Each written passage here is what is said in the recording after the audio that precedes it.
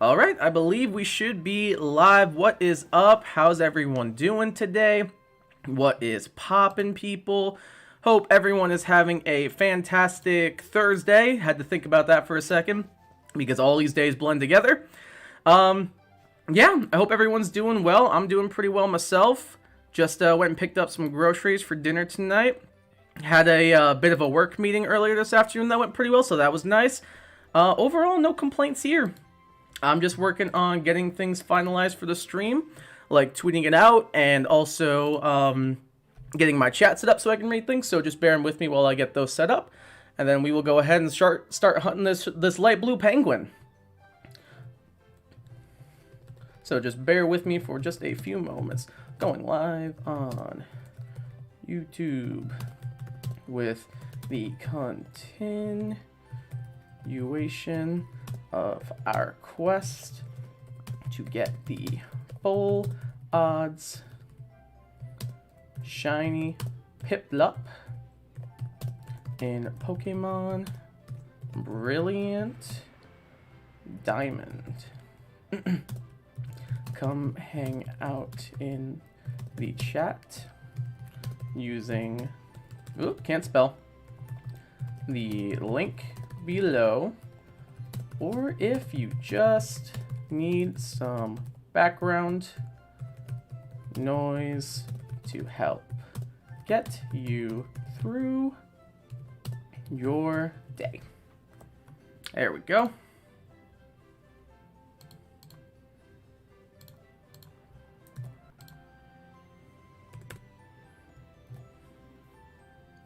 Just checking on things real quick. Don't mind me. Okay, should be good on that front. Now let me just get my chat set up and we'll be good to go. Hey, what's up, Raz? What's up, Juliana? How you guys doing? I will respond to your statements in the chat very shortly. Just let me finish getting the stream set up so I can have my chat in an actually like decent area so I'm not clicking back and forth between windows all afternoon. Just do a couple little editing magic. Just a wee bit of editing magic going on here.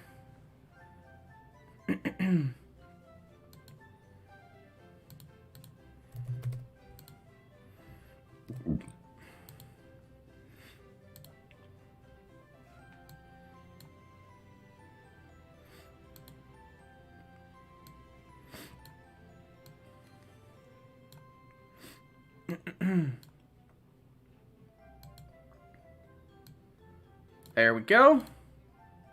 Okay, believe I've got everything set up, and I believe we are good to go to get back to hunting this light blue penguin. Alright, so back to chat. Sorry about that, guys. I had to finish getting that set up. What's up, Raz? How you doing? Hope you're having a good day. Decided to pick the Ralts back up. Good. I want to see that gallbladder Gallade. I really want to see that gallbladder. And again, I know we talked about if you want to tell your friend why it's got that name or not. I say you don't. I think it's funnier that way. Hey, Juliana, how are you? Hope you're having a good day. What are you up to? Doing anything fun? I know you said you went grocery shopping yesterday. Are your brother and sister feeling better as well? I don't know what it is with today, but like today is just not... Today has not been it. Like straight up, guys. It's been... I've had like a decent day overall, but it just has not been it. I don't know if that like makes sense to you guys or not, but maybe it does. But like, so I don't know. I just felt like crummy today. Like, I don't know if it's just the fact that, like, where I live, it's, like, cold and windy and, like, really gross outside. But it's just been, like, a crummy day for me. Today's your dad's birthday? Oh, that's awesome. Tell your dad I said happy birthday. And if he asks who I am, just be like some idiot you watch on YouTube. But that's awesome. I hope your dad has a happy birthday. I hope you guys do something fun. IDK? Oh, well, hopefully they are feeling better. Otherwise, that would really stink. I know Nano said the other day that they weren't feeling the best, so hopefully the two of them are feeling better, and hopefully you don't get sick too, because that does not sound fun. But yeah, if you guys didn't know, I live in Michigan, so like the weather outside is like stupid gross out during the winter, and like for the most part, this winter's been pretty tame. But like I think it was yesterday, we got like a bunch of snowfall out of nowhere, like right after the stream. And I'm just like, oh god, where'd all this snow come from? But I think that might be a little bit as to why I'm feeling crummy, because like precipitation in the air and like pressure change and stuff like that already gives me like head colds and headaches and stuff. So I think that may be causing like my body to feel crummy and stuff. At least that's what I choose to believe, because I don't feel like going to the doctor, even though I probably should. I'll tell people to go to the doctor, but I won't go myself. I did go recently. I went back in like October. I think that was probably the last time I went. And probably was a good idea. But I mainly just wanted to do like some allergy test stuff, and they couldn't do that, so it was just kind of a get to know your health session with my doctor anyway. So ended up being pretty mundane overall.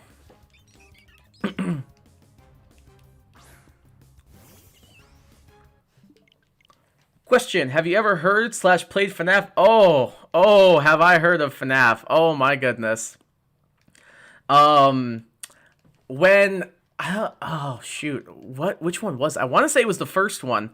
When the first FNAF started to like really blow up, I remember it was me, Nano, and John. We all three were like, okay. I remember what it was. We all three got together and we were like, okay, we're gonna play FNAF, because we wanted to play Slender. It was like right when Slender the Arrival came out, and we were like, okay, we want to play this too, but like we should also play FNAF because we've been dying to play this game. And I remember I bought it on Steam, so I was like, okay, well we can play it on my computer. And then we decided to make a competition out of it. So we decided between the three of us to see who could last the longest in FNAF, like last the longest without dying. So it went like Nano would go, then I would go, then John would go. And whoever lasted the shortest amount of time would have to be the one holding the controller for Slender the Arrival. So as a result, we kind of just sat there and played FNAF together, and for like an hour or so. And it was actually Nano who ended up losing. He only made it to like night 2 or night 3 or something. And I think John and I both made it to night 4. Because we knew the secret tech, but Nano didn't, so we kind of cheated them a little bit. But yeah, I have played FNAF, and I did beat your brother in a FNAF contest, so to speak. I haven't played every game in the franchise. I played 1, I played 2, and I played 3. But I remember playing 3 with your brother at one point too, Juliana. But I did not play every game in the franchise. I'm a little bit caught up on the lore though. Excuse me. For the most part, at least, like I know there is a new one out, like Security Breach or something like that people are hyping up. Apparently, it's pretty good. But I've not played that one yet. I do watch a lot of like FNAF lore videos in like my downtime and my free time and stuff. So like I've seen a bunch of like MatPat's videos. I've seen a bunch of like Doco's videos. Any others? I think I've watched a few from Treesicle on FNAF. Maybe I could be wrong about that. I think he's done a few FNAF videos. But yeah, I'm not a huge fan of the franchise, but it's interested me. I more like the lore than the gameplay, but even then, the lore is so extremely convoluted sometimes that it feels like Kingdom Hearts to me almost. But no, I enjoyed it. I enjoyed playing the first couple before things really kind of hit the fan. But yeah, I enjoyed them. They were fun games. It is called Security Breach. Okay, yeah, I thought so. I thought it was called Security Breach. It seemed fun. I haven't watched any playthroughs of it yet, but I heard good things about it. It's FNAF. It's pretty much going to be mostly the same in some aspects, but it still seemed interesting. I might not play it, but I'll probably, or I might not get it myself, but I'll probably like watch people play it. I lost my Overwatch. Hey Carson, how you doing, buddy? What's up, bud? Hope your day's going well. Doesn't seem like it based on your chat, though. I lost my Overwatch account, LMAO, but now I'll start out better for ranked, luckily. Hey, there you go. So did you lose your PS4 account, or did you lose your PC account? Because either way, that's a big yikes. But hey, I guess it's a blessing in disguise a little bit. Hey, what's going on, Mike? How are you? How are things going? Big Papa Kai, I named my Kyogre after you. Thank you, thank you, thank you. I appreciate that. Big old Kyogre. That was a name I used to name my Kyogres too. That's funny. Did you watch Nostalgia Critics review the Kingdom Hearts games? No, I've never watched a Nostalgia Critic video, truthfully. I have never seen anything from him. But, Maybe I'll check it out. I don't know. We'll see. Pokerare trading is scarier than FNAF. I mean, true. You never know when that change is going to go up in flames out of nowhere. It's a big ol' yikes. Well, hopefully the chain goes... Are you still... You said you're still working on the routes again, Round. You said you're still... Oh, I cannot English today. You said you're still working on the routes, right? Oh, my webcam is really laggy right now. Hold on. Hold the phone. I might have to reconnect this webcam, you guys. Just 1 second. Because it's being a big old dummy right now. I'm gonna try and reconnect it. 1 sec, guys.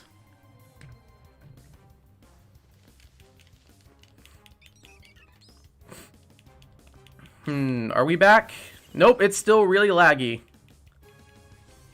It's still really laggy. Hold the phone. Alright, 1 sec. Oh, wait! We might be mostly good? Okay, I think we're back. Alright, sorry about that, guys. Why am I still on the screen with this penguin? I got so focused on my webcam. You ain't sparkly, you ain't on the team. Pokerare trading is scarier for FNAF. Yeah, I could buy that statement. You never know when it's gonna bust. My PC account, so it's a big rip. Yikes. That's really frustrating. What happened to it? Did it, like, get hacked or stolen or something? Or do you not know? Because either way, like, that's really frustrating that happened to you. You can call me Jello. Okay, you got it. And my friend says hi. Hi, Jello's friend. Hope you're doing well. Hope your day's going well. Yes, Jello and Nano. Absolutely. Love that. You got Jello, you got Nano. Perfect. How could any human not watch Nostalgia Critic? I don't know, it's just never been on my radar. Like, I know a lot of people enjoy his videos, but I've never heard anything about the guy. I've never, like, gone out of my way to, like, seek anything. Because when I was mainly watching a lot of YouTube videos, I was mainly watching, like, not really game reviews, more so, like, Let's Plays and stuff. So it's only now I've kind of, like, slightly phased out of that. But, yeah, I was mainly watching, like, Let's Plays, specifically, like, Pokemon LPs and stuff. So, Nostalgia Cricket just wasn't on my radar then. You are still chaining Ralts? Hey, hopefully you get that shiny Ralts, and hopefully it is male. Because I want to see that gallbladder.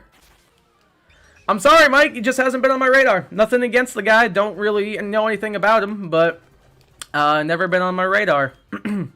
I know he's been pretty popular at times, but I just haven't gone on my way to watch anything from the guy.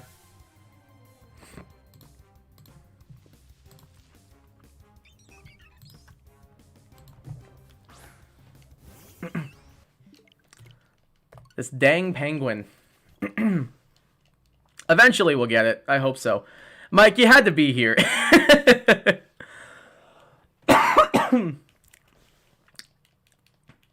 So the gallbladder, you good, bro? Yeah, like I said, you had to be here for it. It was a joke that we said in a stream a couple of days ago. That we were gonna get a tattoo of Gallade on our gallbladders, like on the inside of our gallbladders, like in our actual like digestive system. Yeah, that's kind of where the joke came from. That Raz here is shiny hunting a Ralts, and if they get the shiny Ralts, then it is male and becomes a Gallade. They're gonna give it to their friend and name it Gallbladder. Because of our little jokes that we had in a stream a couple of days ago. So I promise it sounds weird, but it does have a somewhat of an explanation in the actual, the Kai Guy canon. My friend asked, you watch the Dream SMP? I believe Dream is a Minecraft player, right? I could be wrong about that. I'm not a huge Minecraft guy. I don't know if I've ever really sat down and played Minecraft. I've always wanted to give it a chance, but I've never really like gone out of my way to try it. Maybe, one day I'll stream it. It'll be, like, my first time ever playing Minecraft, and I'll do a stream of it and, see how things work. Because I don't know anything about that game. I just know that a lot of people like it. And that it's apparently a lot of fun with friends. That's the extent of my Minecraft knowledge. I've seen, like, a couple of Minecraft speedruns at, like, GDQ and, like, stuff like that. But I haven't really seen a whole lot of SMP, Minecraft gameplay. I'd be willing to check it out, though. It seems interesting. It definitely seems like a game that's fun with friends. I'm at a 32 chain. I don't know if I should go to 40. Hey, I said, might as well go for it. I say might as well go for it. You don't really, might as well give it a shot. You miss 100% of the shots you don't take, right? I'd say go for it. Give it your best shot, and then if it doesn't end up working out, then go from there. What I said was the Gallade fandom is dying. Repost if you're a gallbladder. Yeah, that's right. And you meant to put Gardevoir. Okay. I remember now. But then it evolved into us getting tattoos of Gallade on our gallbladders. So that's where the gallbladder joke originates from, Mike. And here I was thinking I was weird for wanting a poker all tattoo on my cheeks. Oh, God. That seems like something you would do, not gonna lie. If you get it, though, I'd love to see it. I think that'd be a hilarious tattoo.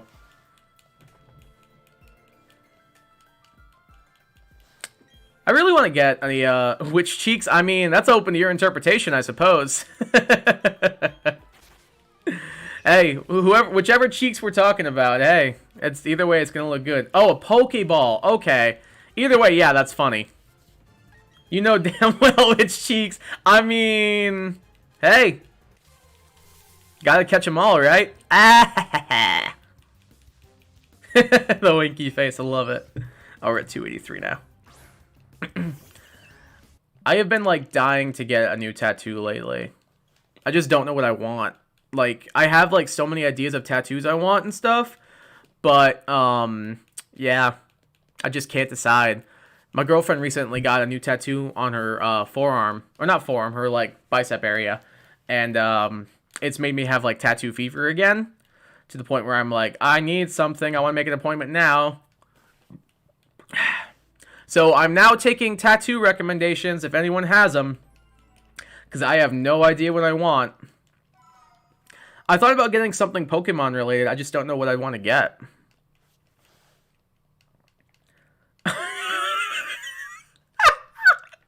Oh my god, that got me.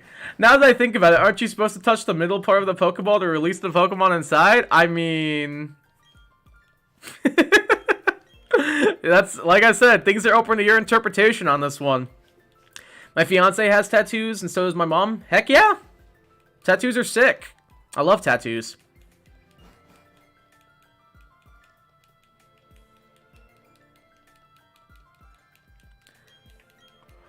My friend says, do your cat. Ah! I don't know about that. I don't know if I want, like, a picture of my cat tattooed on me forever. Good point, Raz. On God, on God. Oh my god, this has devolved into quite the conversation.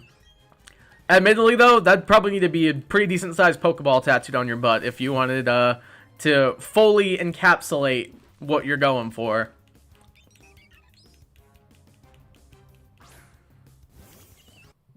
That wasn't shiny, right? Okay, no. Cool. If the shiny Ralts is female, I'm naming it Garchomp. Alright, I mean...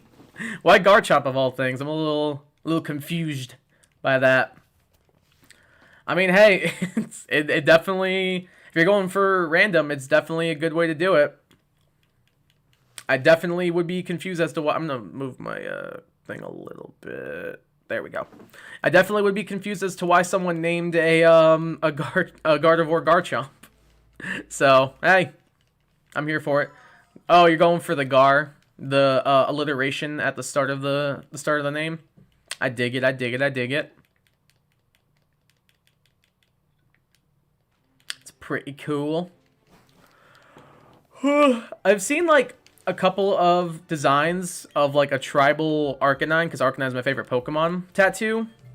And I thought about getting something like that, but even then I'm like, I don't know. And then I've seen, like, some, like, I think it's Game Boy Luke has, like, HM04 for strength, like, tattooed on his bicep area and stuff like that. I don't know if I want to do something like that, though. I definitely will probably get a Pokemon tattoo at some point. It's just, gonna need to think it over a little bit more. I'm still stuck on the cat. Yeah, I don't think I could get a tattoo of a... Maybe just, like, a little tiny cat, like, just tattooed somewhere randomly. I think that'd be kind of fun. But I don't think I'd want to, like, show up to my tattoo appointment with a picture of my cat and be like, I want this on my leg! Can you do this? I think they might be, like, a little bit confused and annoyed by that. So, we'll go ahead and say, probably not a tattoo of Fiora. Although it would be admittedly pretty funny, I think.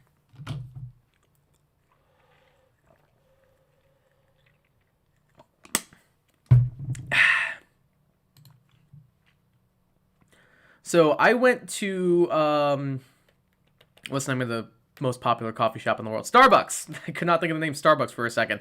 I went to Starbucks earlier today, and like major first world problems here. Okay, well, this one's not a like a first world problem per se, but I went to Starbucks, and as I'm like pulling into like the drive-through line, someone's backing out at the same time. Clearly, I'm like way ahead of where I should have been, where for them to start backing out, and they decide to do it anyway, almost completely rear end into me. I like lay on my horn and like what are you doing, bro? Like, oh, holy crap, he almost just backed right into me. And then he just like speeds off before I could like do anything else, and I'm just like, whatever, like, you're an idiot, please learn how to drive for your own sake, because you're gonna hurt somebody. And then, just to make things even worse, because I already needed a little kick to the shin this morning. So anytime I get a drink at Starbucks, I get it with, like, oat milk instead of, like, regular milk or, like, almond or coconut milk or anything. But I went there and I got my usual order. I usually get a London Fog, which is Earl Grey tea with steamed milk. It's very, very good. It's a good, like, caffeinated tea beverage in the mornings that I like a lot. And, when I went... That's not shiny, right? Nope. Okay, cool. And when I went, the lady at the window, the barista, was like, just so you know, we're all out of oat milk. Our only dairy alternative right now is coconut milk. And I'm slightly lactose intolerant. So I was like, well, okay. I don't want to get just regular milk because that's going to make my tummy hurt later. And I have a meeting in like an hour. So I don't want to have like a tummy ache during my meeting and stuff. So I'm like, all right, whatever. I'll just do the coconut milk and it's fine. I got it, and I took a sip of it, like, as it was still pretty hot, and it didn't taste that great, and I was like, okay, well, maybe the tea hasn't steeped enough yet, or something, or maybe I just got, like, a whole bunch of, like, foam, like, milk foam and stuff, and, I was like, okay, I'll let it steep for a little bit longer and see what happens. And I waited, and I waited, and I waited, and I waited, and it just did not get better. So today I learned, long story short, I don't like coconut milk. I thought I did. I do not. I did not. At the very least, I did not like how coconut milk tasted in an Earl Grey, in a London Fog latte. It was not good. So there's your first world problem of the day for you right there. Kai does not like coconut milk. He thinks it's a worse alternative to oat milk and almond milk. So, there you go. There's your first world problem story of the day. Get your favorite ghost Pokemon tattooed or something? Ooh, that'd be kind of cool. That'd be a little spoopy. Get like a Mega Banette tattoo. That'd be kind of clean. I just don't know where I would get it. That's the only thing. It'd be like on the back of like my leg or something could be fun. I think that might be interesting. Otherwise, even just like a like the number of like a Pokemon in the Pokedex or something that I really like could be kind of fun. There's so many tattoos I want, guys. It is ridiculous. I am definitely a tattoo boy. Faux show. I don't know if everyone else, if like other people are, but like me, oh my god, tattoos are like the coolest things in the world, dude. I love tattoos. Get an elongated Dragonair that runs down the length of your arm. That'd be really cool on a sleeve, actually. Like, straight up cool. I'd be into that. Like, doing, like, a sleeve of stuff, and then part of it's an elongated Dragonair. Like, a sleeve of, like, nerd culture stuff I'm into, and then part of that sleeve is an elongated Dragonair. That would be sick. I'm kind of into that idea, actually. You may have convinced me slightly. Oh my god, my stupid webcam is being so annoying. We might switch to regular webcam because this is getting to be a bit much. I don't know. We'll see. It seems like it's okay for the most part, and then it just randomly stutters and does dumb stuff. So that's fun. That's fun. Let me see if I can swap a few things on here.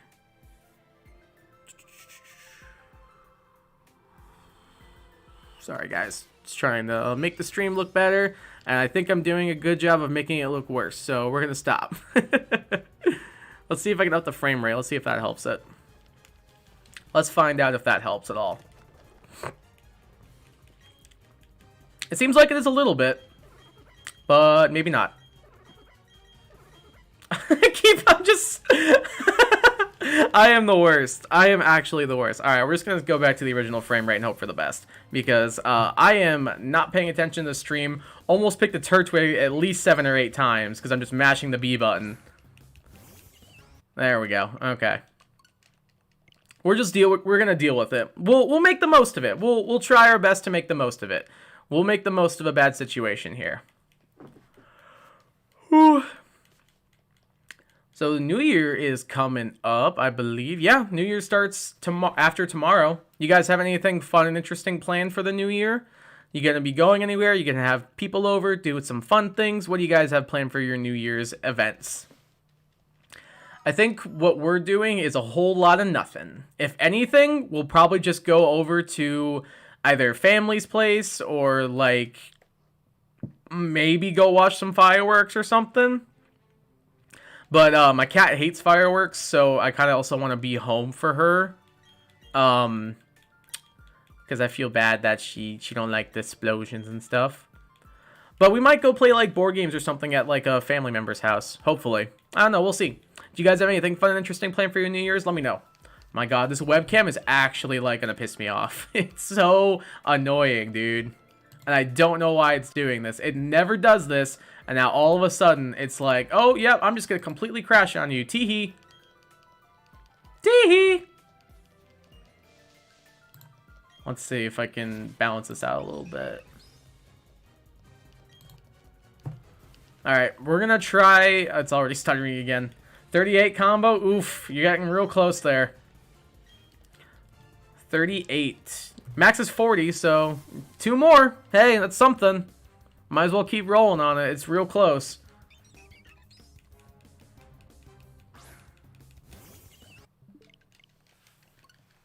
Hopefully you'll get it, though. I believe. I believe in you. You smart, you loyal, I appreciate you. Now, if this penguin could just appreciate me and my time and show up already, because it's driving me up a wall.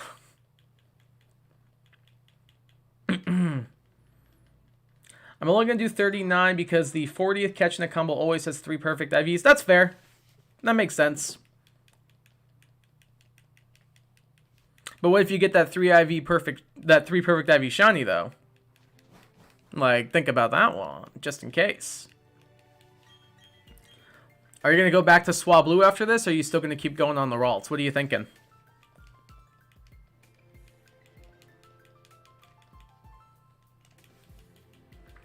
Because I think either way, that'd be pretty cool.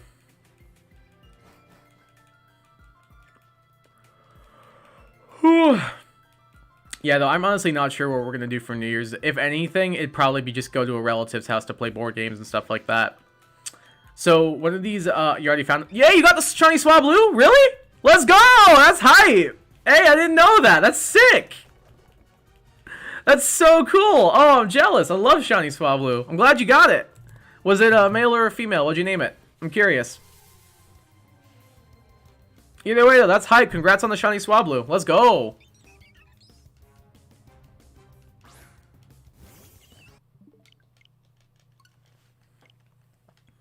Yeah, probably just board games is what we're doing. I know I keep saying this. But we recently got this board game called Mysterium Park. And we played it a couple of times over Christmas holiday. And it turns out, fun fact, we were playing it completely wrong. So the way it works is you have a bunch of cards laid out in front of you with like characters or locations on them. And one player plays a ghost who is giving the... other players who are playing as paranormal investigators clues about how they died. And these clues are in the form of other cards that have like art depicting various things. And you need to give players clues that match the suspects based on things on the cards. So it's really fun. It's great, but the way we thought it worked is you have to play, you have to give someone the card, and then they select which character they think it pertains to, and then you move on to the next person, because each person has a different suspect they're after. So we were doing it like one person goes, places their thing on the suspect, moves on, and then you do the next person. But no, you keep giving cards out to each person, and then everyone picks their suspects together so they can kind of confer a bit more, which would have been very useful to think about, and would have probably helped a ton in the actual game itself. But we did not play it that way whatsoever. And I randomly got a text this morning from my girlfriend's stepdad letting us know that we were playing it wrong and what the correct way was, which is going to be very helpful for the next time we try it. So, go us! We were playing the game completely wrong. Gotta love it. I named it Aurum, which is Latin for gold. Hey, that's pretty nice. I like that. I like that a lot. I usually name mine Q-Tip. I don't really know why. It just looks like a big old fluffy Q-tip. Hey, what's up, Joe? How are you? How are things going? How's your day going? Are you going to the shop tonight or working at all? Or you just is it your day off? Let me know. How you doing, buddy? What's going on, AJYT? How are you? How are things? Hope you're having a good day. Hope you had a good holiday and are looking forward to the new year. What are you up to? How are things? What's up, Pokehamster? Welcome back to the stream. Appreciate you coming in. Thanks for stopping by. How are you? How are things going?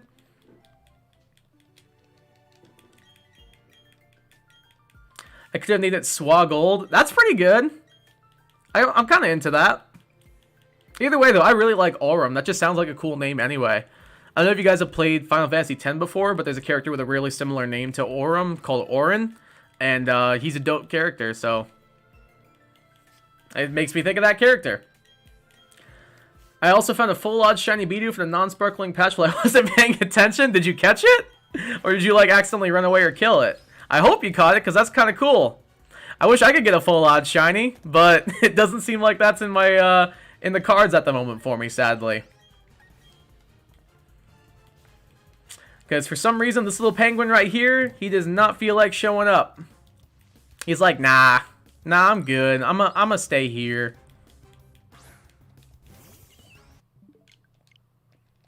Pokehamster, you got another shiny Starly. Are you still hunting the Turtwig? Oh, that's rough. How many encounters are you at now? You were at a lot before. Did you hunt more after my stream yesterday? How many encounters are you at now? I caught it, of course. Okay, I just wanted to make sure because that seemed like something you would do, of course. But also, like, you never know. Like, I guarantee that I've probably run away from a shiny accidentally at some point in my life because I just didn't realize or notice it. So I just wanted to make sure you did notice it. You are still hunting the Turtwig? I hope you get it soon. 4,550 encounters. Holy cow. That little turtle is, not wanting to show up for you, apparently. That's rough. I hope you get it soon, because that just sounds like a nightmare. If this penguin gives me 4,500 encounters, we're going to have words, Piplup. We're going to have actual words. I made a video where I ranked all the Gen 3 starters, or all the Gen 4 starters, and I'm pretty sure I had Piplup as #1, and if it was, it's going to, if we hit 4,500, it's dropping in #2. Easy peasy. Because this Pokemon is not gonna be my friend anymore if we hit 4,500 encounters. I wish you luck, though. I hope you get this Turtwig soon, because it seems like you're well past the amount where you should have gotten it at this point. I wish you the most luck possible in getting your shiny Turtwig. I feel like you've earned it by now. Friend asks, what's your opinion on MHA? I like MHA. It's really good. Super, super good. Ooh. I would have said probably if you asked me like a year or two ago, I would probably say it's my favorite anime, actually. I like MHA a lot. It kind of not fell off, but I kind of found other anime that I'm more into since then. But no, MHA is super good. Manga's great. Animation's great. The movies are really good. Yeah, MHA is great. Got great characters, good story. Music's incredible. Yeah, great. I love it. My favorite character is Uraraka. She's actually I've got a plushie of her back there. You might be able to see her in the back right corner of my face cam. But I do have an Uraraka plushie. And I don't know if you guys can see it completely or not, but there is a Deku boxed figure right back here on my shelf, right next to my Shinobu Kocho figurine from Demon Slayer. I don't know if you guys can see it completely because the mic kind of blocks it, but it's back there. Yes, I love My Hero Academia. My Hero Academia is one of my favorite animes. Not my favorite anymore because that's now Haikyuu, which is a volleyball-based anime. So good. Love the music. Love the art direction. Absolutely phenomenal. But no, my MHA is very good. Probably like top 5, top 10 favorite anime at the moment. And then the manga is also great. Like I'm fully caught up with the manga and it's fantastic. You're around 4,500. Again, you are completely owed this shiny Turtwig by now. The shiny patch is not showing off. The odds for a shiny at my combo are 1 out of 50. That's rough. Are you like soft resetting or like how's it going with that? Because can you soft reset in the Poke Radar encounter or no? I didn't think you could. But if you can, that's pretty good. And I hope you get it because otherwise this is really frustrating. 1 in 50 does not seem like... That's like 2%, right? That's like 2%, I'm pretty sure. So hopefully it'll show up for you. 7 or 8 shiny star at least you got? That's rough. Oh, man. That's got to be tough. I'd be so annoyed at this point. That takes a lot of, like, dedication and, like, mental fortitude to stick with it after finding 7 to 8 shiny Starlies when trying to just get 1 Turtwig. That's so frustrating. I hope you get it. I really hope you do. Same thing with you for the Ralts, Raz, because I feel like you guys are owed these at this point. Hey, what's up, Raymond? Welcome back to the stream. Appreciate you coming back and tuning in. How are you? How is your day going? Do you have any exciting plans for the new year? Let me know. I'd love to hear from you.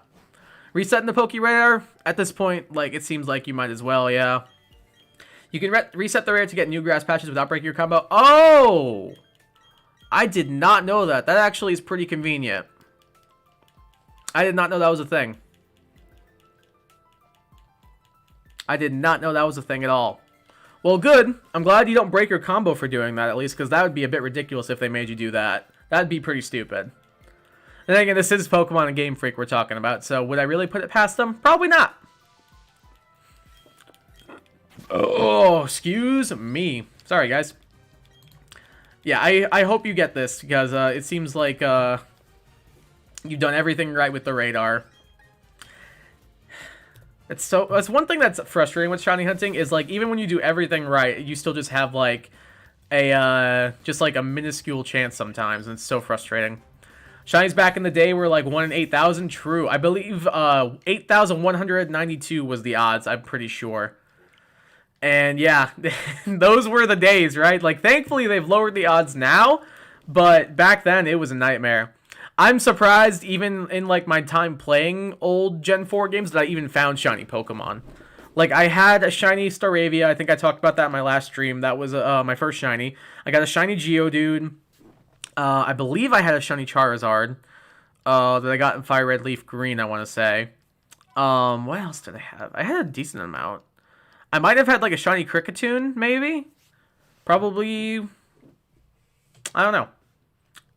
Those were the, like, legit shinies I got, because I had Action Replay, so I could figure out... Ooh, Joe's playing Shin Megami Tensei 5. Let's go! That's hype! Heck yeah! Love to see it. I think those are the only shinies I got legitimately. There were quite a few that I got through nefarious methods. like Action Replay and stuff. Like, you could just basically just... almost gen in a shiny for free. So, okay, it is 1 in 8,192. That's what I thought. I was pretty sure we talked about that a couple streams ago, or last stream as well. What's up, Alexander Rodriguez? Hope you're doing well. How are things? How are you doing? Appreciate you saying good luck. Thank you, thank you, thank you. Really appreciate that. I hope I have good luck, too. Are you shiny hunting anything right now? If you are, I wish you the best of luck. Appreciate you stopping by and saying hello and good luck. Thank you, thank you, thank you. I found 2 hidden ability patches at a 39 combo. That's really good that you've got those, but like, the shiny just won't come through. Oh, that's so annoying.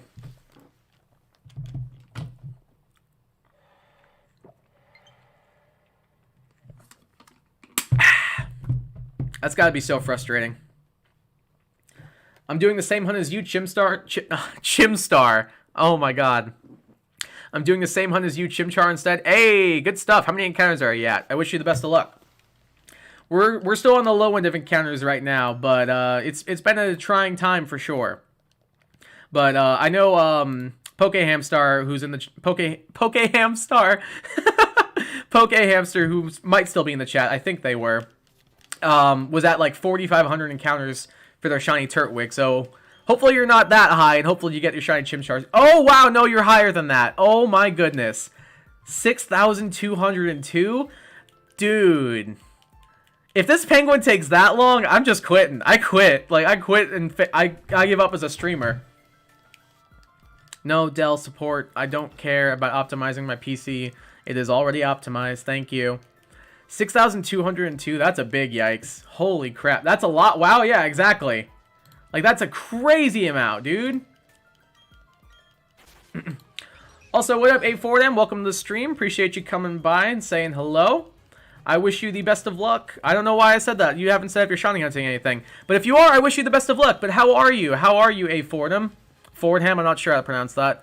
How are you? How are things? Hope you're having a good day. You've been a bit starstruck today, haven't you? A little bit. It feels like it. Seems like it a bit.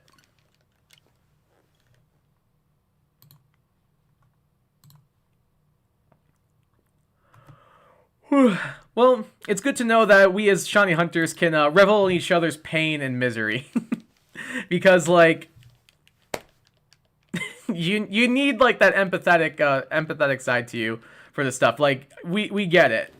I'm only at 300, so I'm not even at 300 yet, and I can't even imagine, excuse me, having encounters in the 4,500 and 6,000. That's insane. Do you draw? I got bored. Well, no, I don't really draw a whole lot. I'm not really much of an artist. I wish I was. I'm not very artistically inclined, unfortunately. I do like, I'm not, like I said, I'm not artistically inclined, but I like painting. I actually just painted something last night. It was a lot of fun. It was relaxing. I tried to paint, like, this geometric pattern using, like, blue painter's tape and stuff like that. And the paint seeped under the tape, and I was really upset. So there was just little globs under where I tried to make my designs and stuff, and I was very sad. But besides that, it ended up pretty good. But no, I don't draw really a whole lot. I usually will do like a little bit of graphic design, and I'll do a little bit of painting here and there. But drawing itself, stick figures are my art. Stick figures are like the closest I come to making art. Only got one shiny Starlight around 160-ish encounter, then nothing since. That's insane. That is wild. Pokehamster was saying they found like 7 or 8 in just 4,500 encounters. That is crazy. You haven't seen anything since then. That's wild. You would think at least like something would pop up by then. But that's crazy. I paint too. I do sunsets. Oh, that's awesome. I did paint a couple of sunsets before. I remember when I was an RA in college, we had to paint and like create bulletin boards and stuff. And one of the things I did for mine was, so it was for freshman students. So of course they were brand new to colleges and universities and stuff. So I painted a sunset on my bulletin board, and I titled it as the sun sets on one chapter, it rises on another. And it was kind of like tips to help them acclimate to being away from home and like campus life and stuff like that. So how to do laundry, how to cook certain things only in like a microwave if you needed to, how to like use various amenities on campus, like the like meal plan services and like counseling services, what all the, like a map of the school with all the different buildings and stuff like that. So it was kind of like to help them get a little bit like more acclimated being away from home. I was very proud of it. I was very, very proud of it.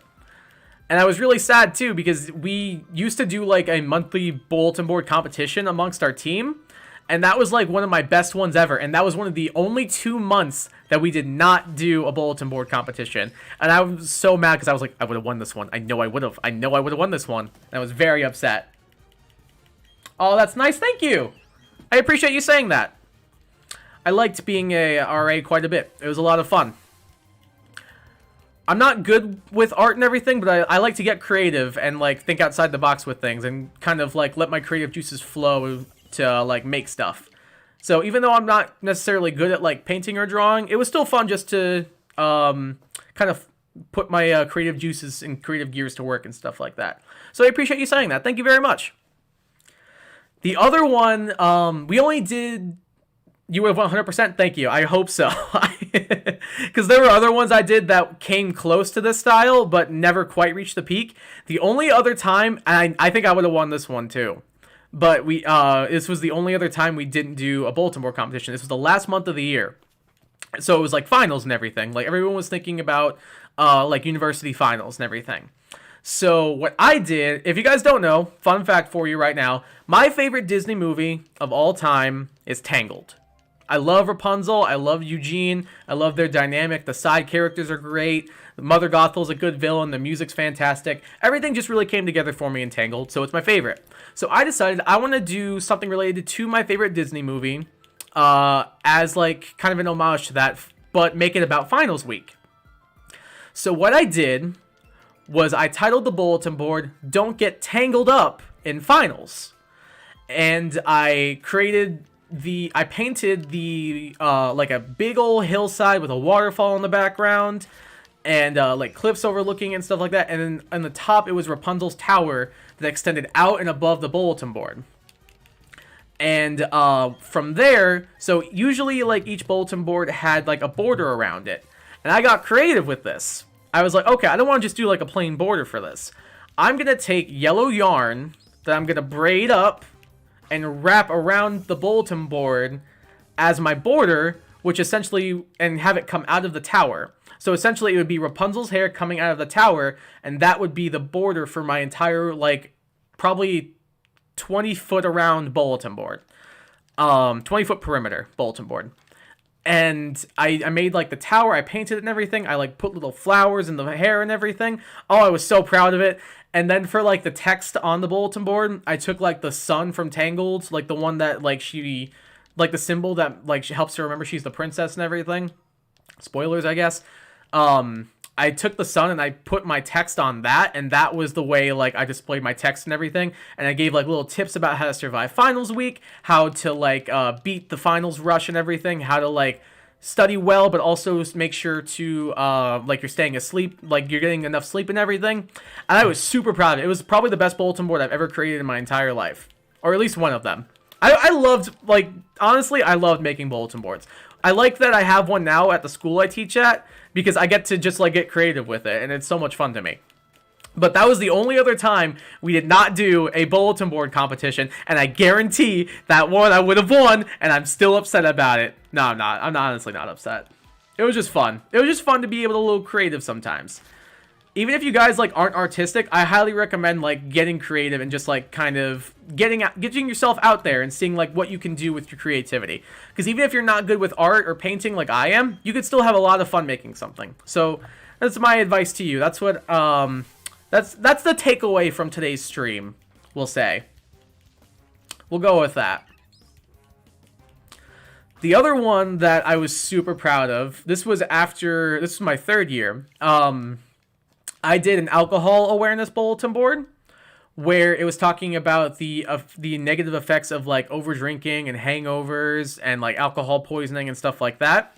And I based it on one of my favorite video games franchises, the Super Smash Bros. Franchise. So the way I set it up was, it was, don't get super smashed, bro. Like, you know how people say, like, bro, I'm so smashed, I'm wasted, like that stuff. I did it, don't get super smashed, bro. And I set up my information to look like the Smash Bros. Character select screen. And then I put up, like, little character portraits, and I put up, like, little player icons and, like, little player selection tools and everything. Oh, I was so proud of it. I was very proud of that.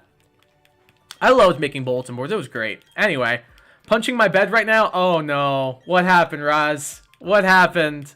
I really hope it's not what I'm thinking. You didn't... Please tell me it's... Okay, I will say I had this thought earlier. Please tell me something did not teleport away from you. I had this thought earlier, and I really hope that's not the case that happened. Please tell me that's not what happened. What happened? Why are you punching your bed? I hope it's not that.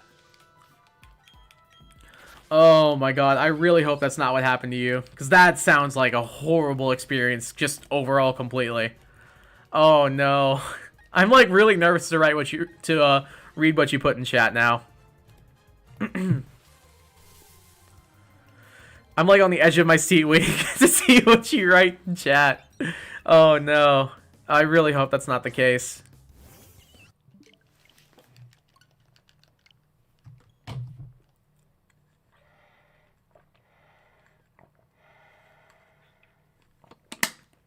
Read my earlier messages. Found 2 hidden ability patches at 39 combo. You've been a bit starstruck today. Was it the... Did you find more hidden ability patches or something? Or was your, like, Pokeradar... Did your Pokeradar chain snap or something? What happened? What is your opinion on Bones? What's Bones? Like the TV show? The graphic novel? Like what bones are we talking about? Are we talking about like my bones in my body? Because I'd say they're important. Bones are important. But are you talking about the TV show, the graphic novel? Which one are you referring to? Or is there an anime named Bones that I'm not aware of?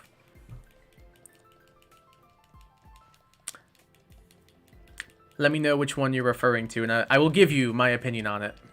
You may have this. You may have my opinion on Bones. Ugh. I don't know why I just keep burping today, but it's real gross. Human bones? I think human bones are important. I think they are very important. That's my hot take. Bones are important. That is, I know that seems like a little bit of like a, oh my god, this guy, he thinks bones are important. But hot take, guys, I think bones are important. That's my thought. Like, if you disagree with me, that's fine. I know I'm kind of like really reaching for this one, but I think human bones are necessary and important. And that is the hill I will die on. Oh no, I accidentally ran into a trainer that I didn't fight, and fighting trainers breaks your Pokeradar combo. Oh no. Oh no, that's so annoying. Oh, I'm so sorry. I feel so bad. That's so sad. No! Oh, I'm so sorry that happened to you. Need bones? You do need bones. Again, hot take. You do need bones. Like, that's a hill I'll die on once again. Like, you need bones. I know it's a bit of a hot take, but hey, somebody's got to make it. Reject bones, return to jelly?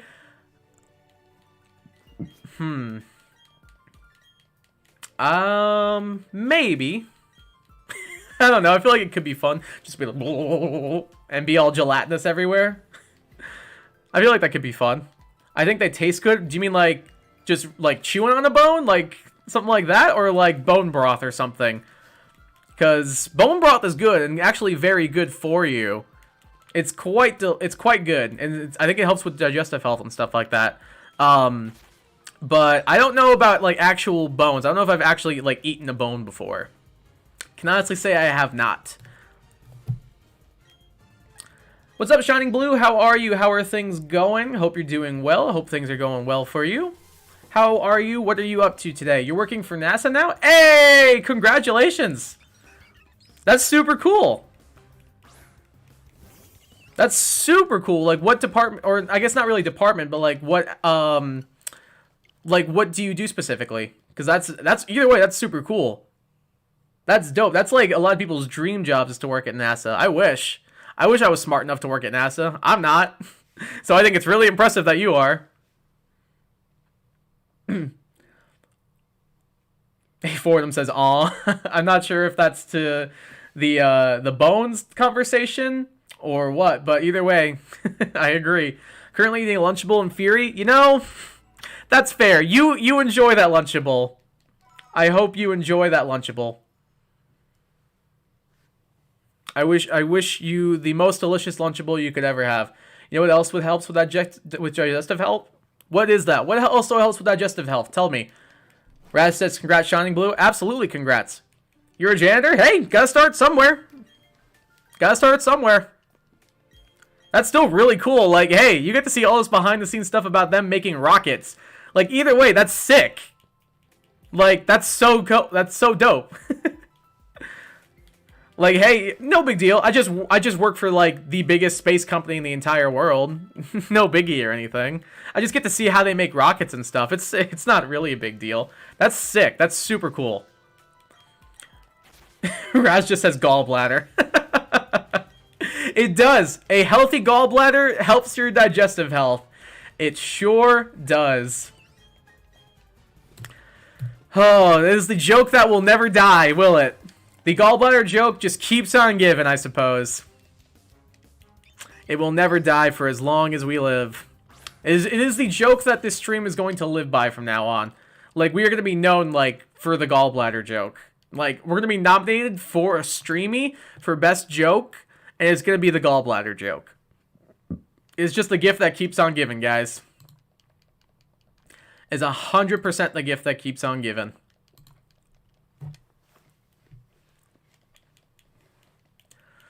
What kind of Lunchable do you have, by the way? Because I would say, like, my go-tos when I actually ate Lunchables, I really like the mini nachos. The mini nachos were good.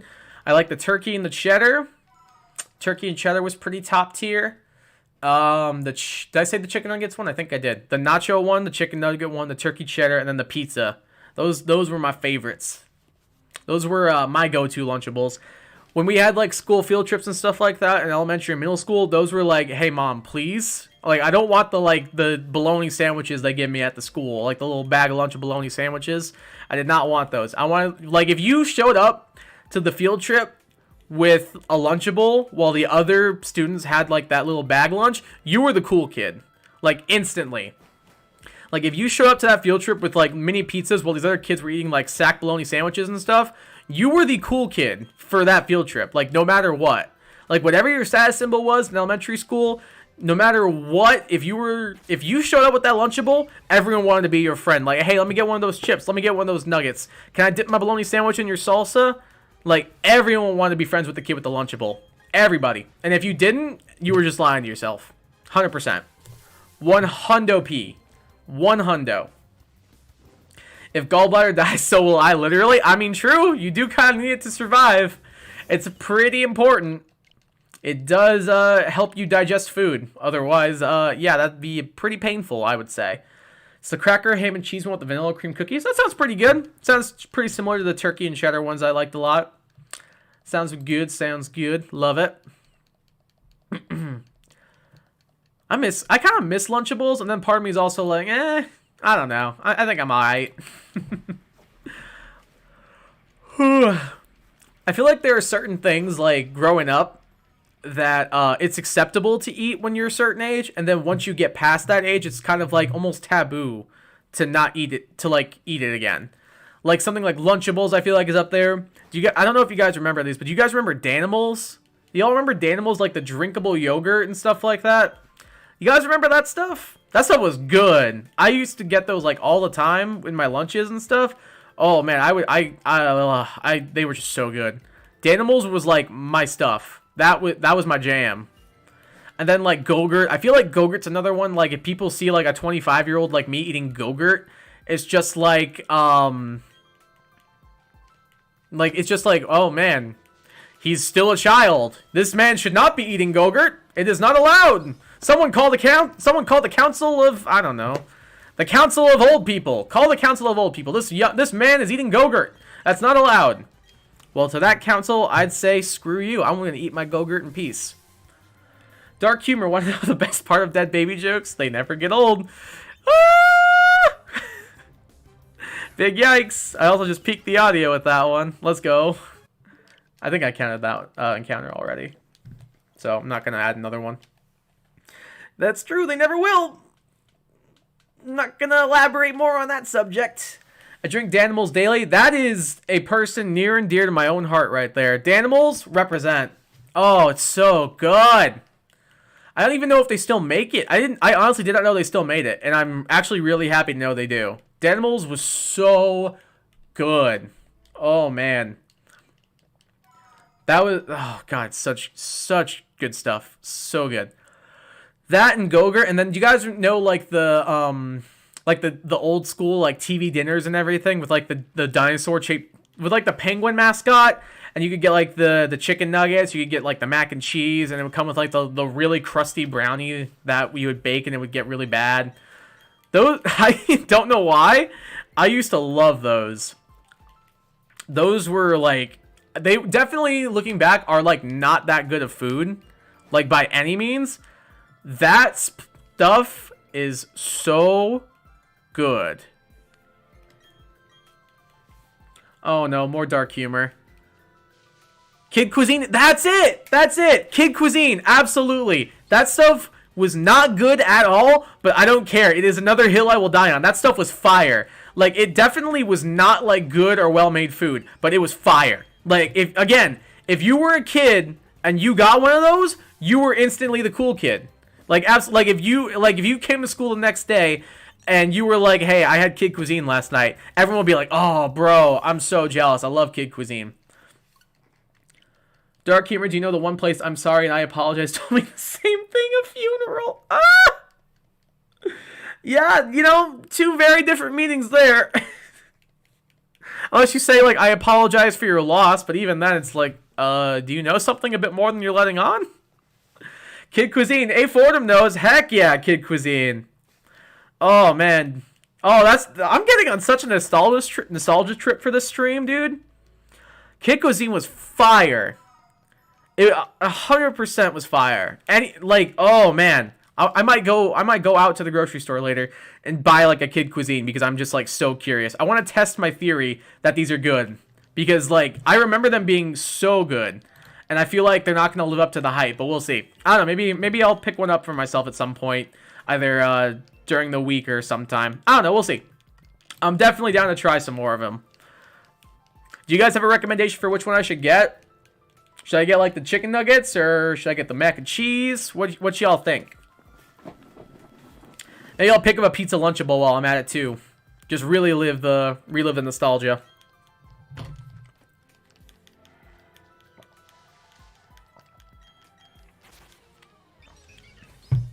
I'm trying to think if there were any other big ones where, they were, like, a huge part of like my childhood when it came to like eating stuff. I vaguely remember begging my mom to buy me some. Like, same. Anytime we walked into the freezer aisle and we would walk past the Kid Cuisines, it was like my brother, my sister, and I would just look at mom like, please? Please, mother? Please, may we have some Kid Cuisine? May we have a Kid Cuisine, mother? We've been quite well behaved. I do believe we've earned a Kid Cuisine. I don't know why 9-year-old Kai is suddenly British, but he is. Yeah, 100%. Anytime we walk by those, it was just like, Mom, please. We've been so good. Been so good. Mac and cheese, 100%. I'm down. I'm completely down. I remember liking the mac and cheese a lot. Got to experience that mixing in somehow with dessert. True. I feel like that was true. Like, all the, like, packages and stuff like that, no matter what, somehow they would accidentally, like, mix together. No matter what they were. They could be, like, 3 completely different solid things, and somehow you would end up with, like, a little bit of corn in your brownie, or a little bit of chicken in the applesauce or something. I don't even remember what the other things were. But, like, it always happened. Without fail, that happened. And I'm so glad someone else remembers it that way. Want to hear the story of how I got McDonald's because I wanted to be a special ed kid? Oh, no.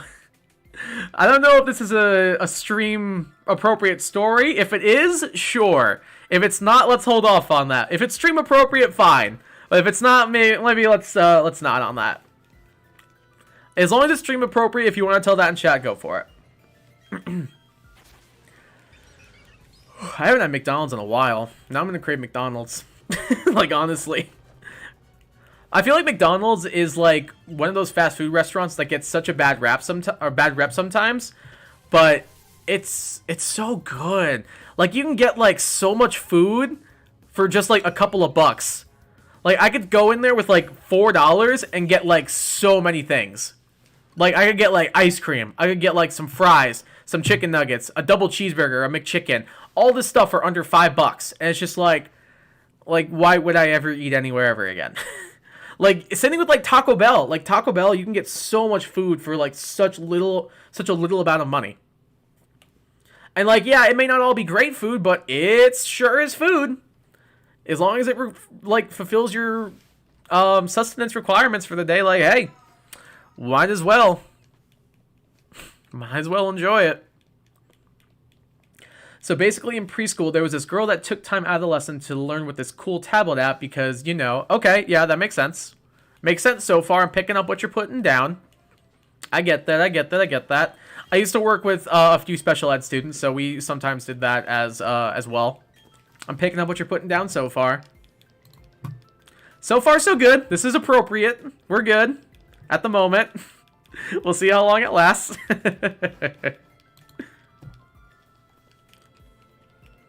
Just before nap time, I started crying because once they took me to the room where she learned and I really liked it and I wanted to go back. Okay, fair. That's fair. If someone got to learn with a tablet too, I might be like, ooh, this seems interesting. I want to get in on this. How do I get in on this? During that time, the teachers meet in my teacher's room and get McDonald's. Okay. I'm picking up what you're putting down. All right. Still stream appropriate. I like it. I appreciate this. I'm also going to... You know what else I'm going to appreciate, guys? You know what else I'm going to appreciate? This shiny penguin that we're about to get right now. But imagine. That wasn't shiny, right? No, it wasn't. But imagine if it was. Like, come on. That would have been incredible.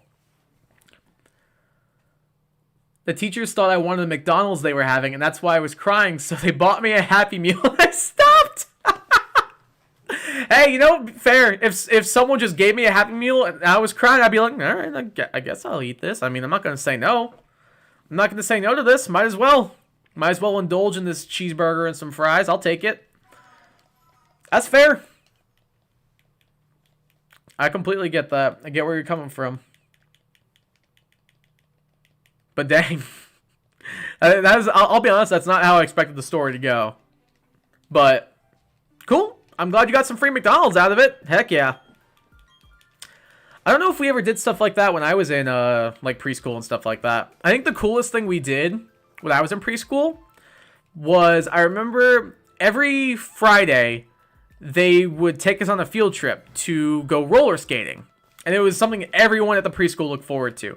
Like it was something like you had to earn it too. Like you had to behave yourself, you had to like actually like interact well with others, you had to like focus on what we were doing and everything. You couldn't like complain or whine during nap time and stuff. As long as you were well behaved, you got the green light to go on the field trip. But if you didn't, then you had to stay back with some of the other teachers. Or honestly, sometimes they would make you go and you would just sit there and watch. But I was a good boy, so I always got to go roller skating. And it was so fun. I loved it. It was great. Like, back when roller rinks were, like, still really big, it was so much fun. I loved going roller skating. It was so good. That was a dope preschool, too. That was a really cool preschool. I just got a text from my mom asking, were Team Rocket siblings? No. No, they weren't. No, my sister just said yes. No, they weren't. Hold up. If I wasn't recording off my phone right now, I would 100% be like, no. They are not siblings. Because they weren't, right? Jesse and James are not siblings, right? They're not. Am I crazy in thinking that? Jesse and James are not siblings, right? For those of you guys who've seen the Pokemon anime, right? Like, genuinely cannot remember now, because now I'm second-guessing myself. I was so sure of this, and now I'm not 100% sure. There's no way they were siblings. They weren't, because wasn't it hinted that they had, like, a romantic love interest between the two of them? Yeah, they weren't. Thank you. Yeah, there's no way they were. Because I could have sworn it was like a little hint of like romantic tension between them or something. There was no way they were siblings. I think they were like cousins or third cousins. There's no way. There's no way they were Joe, they were not cousins. Not a chance. Were they?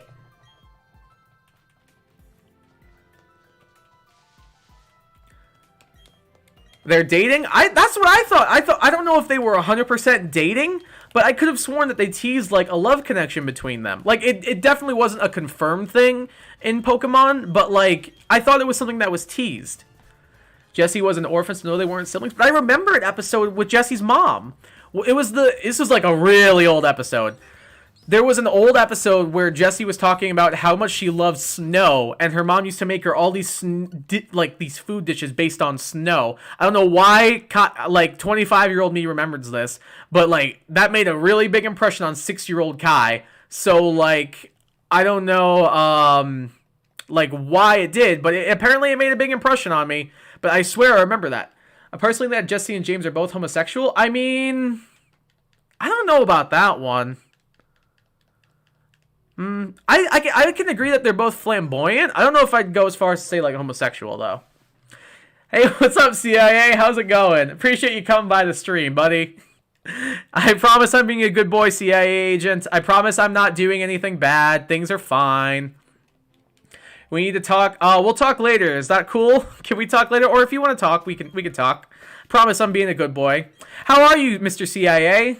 How are things? How are things going for you? Are things going well? Are you having a good day so far? Let me know, Mr. CIA. I'm curious. Curious how things are going for you. What's your favorite color?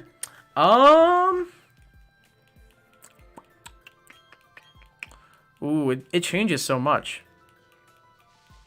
I would say Blueple. Like the in between, kind of like on the layout right here, like towards where like my name is and stuff. Like the in between blue and purple. That like to the point where you can't tell if it's like a dark blue or like just a very bluish purple. Like the complete 100% in between blue and purple is my favorite color. That's what I would go with. I usually just call it Blueple just because it's the mixture of the two. That's what I would go with for sure. That's my favorite color. Also, everyone in the class had a folder that kept their behavior charts, and if you did good, you got 5 stars, and the 5 stars was just your folder being replaced by a 5-star brain folder. Oh my god, I love that. Oh, that's so good. That's so clean. Oh my god, that's so awesome. Holy crap. I don't know why that's so funny to me. Holy cow, dude. That's so good. CIA wants to know what my favorite animal is. Ooh. My favorite animal... Let's go with... Oh, my nose is like super stuffy right now. 1 second, guys. Also, my webcam just... That was a perfect time, actually, for the webcam malfunction. I didn't want you guys to see me like have to like puff up my nose real quick right there. Let's see. My CA agent wants to know my favorite animal. Let's go with a... Let's go with a nudibranch. A nudibranch. I'm not 100% sure how they're pronounced, but it's essentially it's another name for a sea swallow. It's what the Pokemon Gastrodon is based off of. They're super cute, super cool little sea slugs, and they're adorable, and I want one. They're like maybe that big, and they're dope. They're so freaking cool. I love them so much. I want one as a pet, but I would never do that because I think they're endangered. I give up? Oh, Juliana, why do you give up? Or Jello, why do you give up? What do you mean you give up? Never give up, never surrender.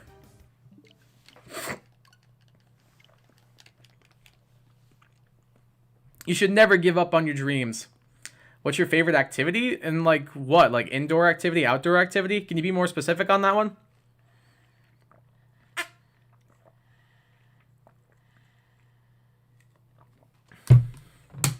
I'm gonna need a little more specifics on that question, please. Never gonna give you up. Never gonna let you down. Never gonna run. I don't know the words. Never gonna run around and desert you. I can't sing. I like singing. Really bad at it. Yet I did theater. I did musical theater.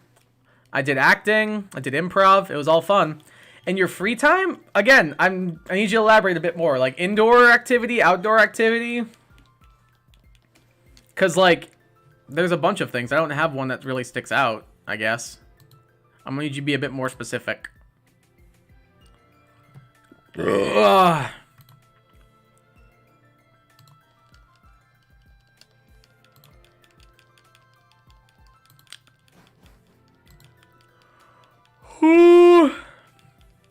Let's see, how long are we going to keep this stream going? Probably until Just trying to like plan things out a bit. Oh, webcam's lagging again. Oh, wait, nope, we're back. Okay, cool. Nope, still lagging? Are we back? I think. I can't tell. I'm gonna go ahead and say it's fine. Everyone says I sing good, but I actually despise hearing myself. I feel like that's a lot of people, though. Like, I feel like a lot of people, myself included, I also just don't think I sing well anyway. But I feel like a lot of people sometimes have, like, a hard time, like, listening, not even just to them sing, but also just their voice in general. Like, I know, that wasn't Shiny, right? Like, I know for me, like, I'll, like, rewatch, like, an old video of mine or something like that, and I'll hear myself speaking, and I'm like, oh, that does not sound like me whatsoever. And it's just, like, it really, like, weirds me out, kind of. It's a weird thing to hear yourself on, like, a recording, or, like, hearing yourself, like, as a playback or something like that. But, yeah, in general, like, singing, speaking, anything like that, I just don't like hearing myself, so I completely get that. I think that's a pretty common thing for a lot of people, actually, to experience when they hear their own voice and stuff. Both indoor and outdoor? Ooh. I don't know. I don't know. I like hiking, I guess. I like playing games, clearly. I like reading. I like writing. I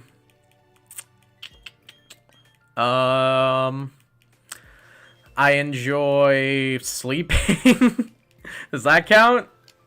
Because that might be my favorite. I feel like sleeping probably counts. Did I just say ooh-woo? I really hope I didn't. I don't think I did. Did I say ooh-woo? I might have. I don't know. I really hope I didn't say ooh-woo. If I did, tee-hee. Whoops. Definitely didn't mean to. We're going to go ahead and forget we heard me say ooh if that's the case. Do you have any pets? Yeah, I do. I have a cat. Man, this is the CIA. They're grilling me. I'm getting grilled by the CIA out here. Oh, they're asking the tough questions.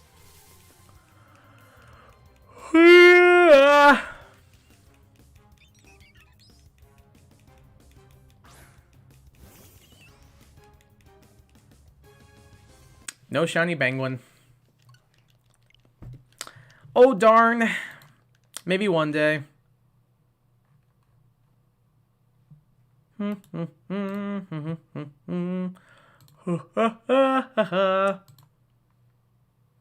What's your name? That is private. Yeah, I go by Kai on here.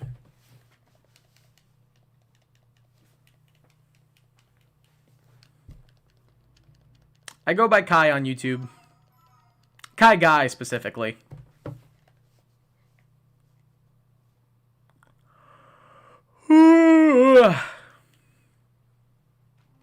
What's your home address? It's 1234 Candy Lane Lane. Or excuse me, 1234 Candyland Lane. I live right next to Mr. Mint. You can't miss it. It's right next to the big old Peppermint Castle. You should come by and hang out sometime. I'd love to entertain you. What's your social security number? 867-5309.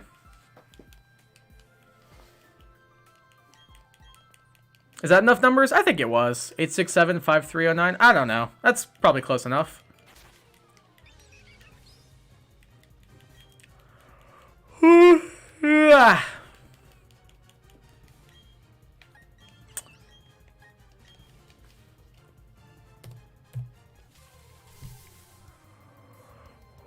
Oh man, I'm getting tired.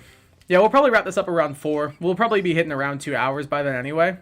What's your favorite mythical creature? Oh, so funny story. Okay, there is this game show on YouTube that, if you guys have heard of College Humor, they put it on.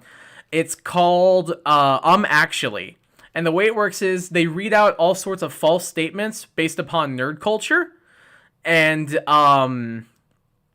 you have to correct them. So, like, for example, it would be something like, I don't know. I can't think of anything. But yeah, it would basically be, like, false statements about, like, nerd culture. Like, Pikachu is a fire-type Pokemon, and you need to correct them. So you could be like, you buzz in, and the only rule is you have to say, actually. So you could be like, actually, Pikachu is an electric-type Pokemon, and that would be the correct statement. That would give you the point and stuff. Super fun. I've been binging it so much. It's very funny. If you guys are really into nerd culture and stuff like that, 10 out of 10, completely would recommend it. 100%. Like, you guys should definitely check it out. It's such a good show. Love it. But they sometimes do this game during the game show that's called, like, cryptogeography. So they take all these different cryptids and creatures from around the world, and they show you pictures of them, and they draw them in this cute little art style and stuff like that. Oh, excuse me. And then you need to match what country the cryptid is from. So it'll give you an example of, like, the chupacabra, which is from, like, North America, or like a troll, which is from Scandinavia and stuff like that. And you need to match, like, what country the creature is from. And there was this one that they did that I was like, I don't really pay attention too much during this, because I'm like, I'm not going to know any of these. But I was just glancing at, like, the artwork and stuff like that, and there was a creature called a sickle weasel. And it was just the simultaneously cutest and coolest thing I have ever seen in my entire life. It is just a little, like, weasel creature, and attached to its arms are, like, just these sickle blades. And it's the most cool, cutest thing I've ever seen in my life, and I want one. I want my own, like, weasel with these, like, psychic blades that it just has on its arms. So a sickle weasel, which is the coolest thing ever, is my favorite D&D. I almost said D&D, because I want to put one in a D&D campaign. A sickle weasel is my favorite mythical creature. It's actually from Japan. It's a Japanese yokai, is the sickle weasel. They are super cool and super funny, and I want one super bad. What kind of car do you drive? I drive a... What kind of car do I drive? I can't remember. I drive a Tesla Cybertruck. 2024 Tesla Cybertruck. 2024 Tesla Cybertruck is my car. That's I know, I'm real ahead of the game. Me and Elon are, like, super close. So as a result, he kind of gave me that good. And gave me the little extra... the little extra tech, you know. I mean, I get to call him Eli because we're so close, you know. I mean, his name's Elon. I'm such an idiot. His name's Elon. I call him Eli. Yeah, that's what it is. I think that's what Weavile and Sneasel are based on. Heck yeah, I think that is what they might be based on. They're super cool. Weavile and Sneasel are definitely, like, Sneasel specifically. Weavile is still cool. But I think I do like Sneasel more than Weavile. It is, like, 100% one of my favorite Dark and Ice-type Pokemon. They're so cool. What's your favorite TV show? Honestly, I don't really have one at the moment. I'm watching a bunch of things, but I don't really have, like, a favorite at the moment. So I don't know if I could specifically name a personal favorite, unfortunately. Did you know that a K-pop star is... I don't know what that says. A K-pop star is XA. What is that? I don't know who that is, truthfully. Did you know that a K-pop star is this person's godmother? I did not, truthfully.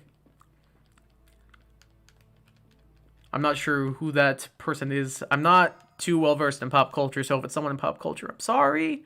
I don't know pop culture very well. Oh, that's Elon Musk's child. Oh, yeah, see... You know, he doesn't let me meet the family very much. I just called him Eli again. I'm such an idiot. That's Elon Musk's child. Oh, okay, I get it. Yeah, him and I aren't close enough to the point where we've met the family yet, though. He just gives me all the new tech. We're not quite at, like, meet the family quite yet, unfortunately. So as a result, unfortunately, I cannot say I've met his child. But a K-pop star is his godmother. That is hilarious. And that's very Eli. It's so Eli to make a K-pop star his child's godmother. That's so like him. He's so quirky like that. Oh, Eli. What has the stream become? What have we become? Oh, his fave is Xenoblade Chronicles? Maybe. I don't know. It goes back and forth. I like Xenoblade, I like Pokemon, I like Persona, I like Kingdom Hearts, I like Smash Brothers. Kai loves K-pop? I like a tiny little bit of K-pop, but not completely. I'm not, like, hugely into it. There's, like, a little bit of K-pop I've listened to, but that's about it. Like, I haven't, like, completely, like, devoted my life to K-pop. Like, I think I listened to, like, Butter by BTS, that song, because it was really big. And then I've listened to like a little bit of like what's their name? Luna, I think is their name. I've listened to a little bit of their stuff, but that's about it. And I'm not like a huge K-pop person. I think I might have like probably 2 or 3 K-pop songs total in my Spotify library. So unfortunately, I'm not a huge K-pop person. Yeah, I don't know if this is still referring to K-pop, but groups, like I said, I've listened to 1 song by BTS, and I've listened to like a couple of songs by Luna, and that's about it. Or is Luna even a K-pop artist? I thought they were. I thought someone told me that Luna was a K-pop artist. I could be wrong. Truthfully, I'm not sure. Not sure at all, am I? I'm not too well versed in the K-pop lore. I've heard, I know a lot of people do like K-pop though, and like if that's your cup of tea, good for you. Glad you like it. I'm glad that you get a kick out of K-pop. I've listened to like anime openings and stuff like that. Luna is a 12-member K-pop girl group. Okay, yeah. I've heard like a couple of songs by Luna, I think. I was curious because a YouTuber I watch mentioned Luna, and I was like, what's Luna? And I looked it up, and I was like, oh, it's a K-pop group. Cool. I'm gonna listen to like 2 of their things. Luna has its own lore that I don't understand called the Lunaverse. Now I just feel like I'm playing Kingdom Hearts. Now I just feel like I'm playing like a Kingdom Hearts game, like with all this lore and stuff. I don't want my K-pop group to have lore. I just want to listen to music. If I did listen to K-pop, I definitely would not be a part of the lore. I can honestly say that much. You told me over Discord that you were a K-popper and you heart BTS. Joe, that was supposed to stay between us. You weren't supposed to tell them that. Why'd you say that? You haven't listened to me when I tell you not to. That never happened. That never happened. I'm sorry. Sorry for that annoying voice too, but no, I'm not really a K-pop person. I've listened to like full anime openings and stuff like that, but that's about it. That's the furthest I've come to like anywhere in Asia music, like Korean music, Japanese music, any of those. All I know is that the whole world is on a Mobius strip, and one of the members, Vivi, is a robot.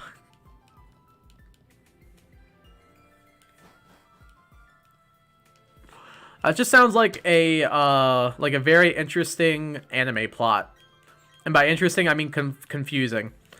What's your favorite word? Hold on. I have to look up how to pronounce it. It's like a really long word for chronic nose picking. Hold on. Let me look this up. My favorite word is rhinotillizomania. Rhinotillizomania is my favorite word. It is the condition that causes a person to compulsively pick their nose. Picking your nose is a habit that many people are familiar with. However, when it becomes an obsessive compulsion to pick your nose, it is rhinotillizomania. So that's my favorite word. It's one of the longest words in the English language. Oh, K-pop. Maybe one day I'll like give K-pop a chance, but at the moment it's not my thing. If it's your thing though, like power to you. Thanks for your cooperation. You got it, buddy. We'll chat later. Anytime. Always happy to help out. Have a nice day, sir. Have a nice day to you as well. Tip of the hat to you. Appreciate you stopping by the stream, Mr. CIA. Enjoy the rest of your crime busting. I wish you luck, sir. I don't know what any of that was. Pneumono ultra microscopic silcoconiosis? I didn't even come close to pronouncing that right. What does that mean? It's a thing for when small bits of sawdust get into your nose. Why do certain things have words associated with them? Like something like this. Like, who sat down at their desk and devised this word? You're back? Welcome back, Juliana. Jello? I keep wanting to call you by your full name. I'll call you Jello. Welcome back, Jello. Hope you enjoyed your break. Welcome back to the stream. Who sits down at their desk and is like, all right, listen, we've got this thing. is for when you get little bits of sawdust up your nose, and some guy's just like, I'm about to end Merriam-Webster's whole career. I'm gonna make sure that my one word for this stupid thing that no one cares about ends up the longest word in their dictionary, and I'm gonna force them to print it.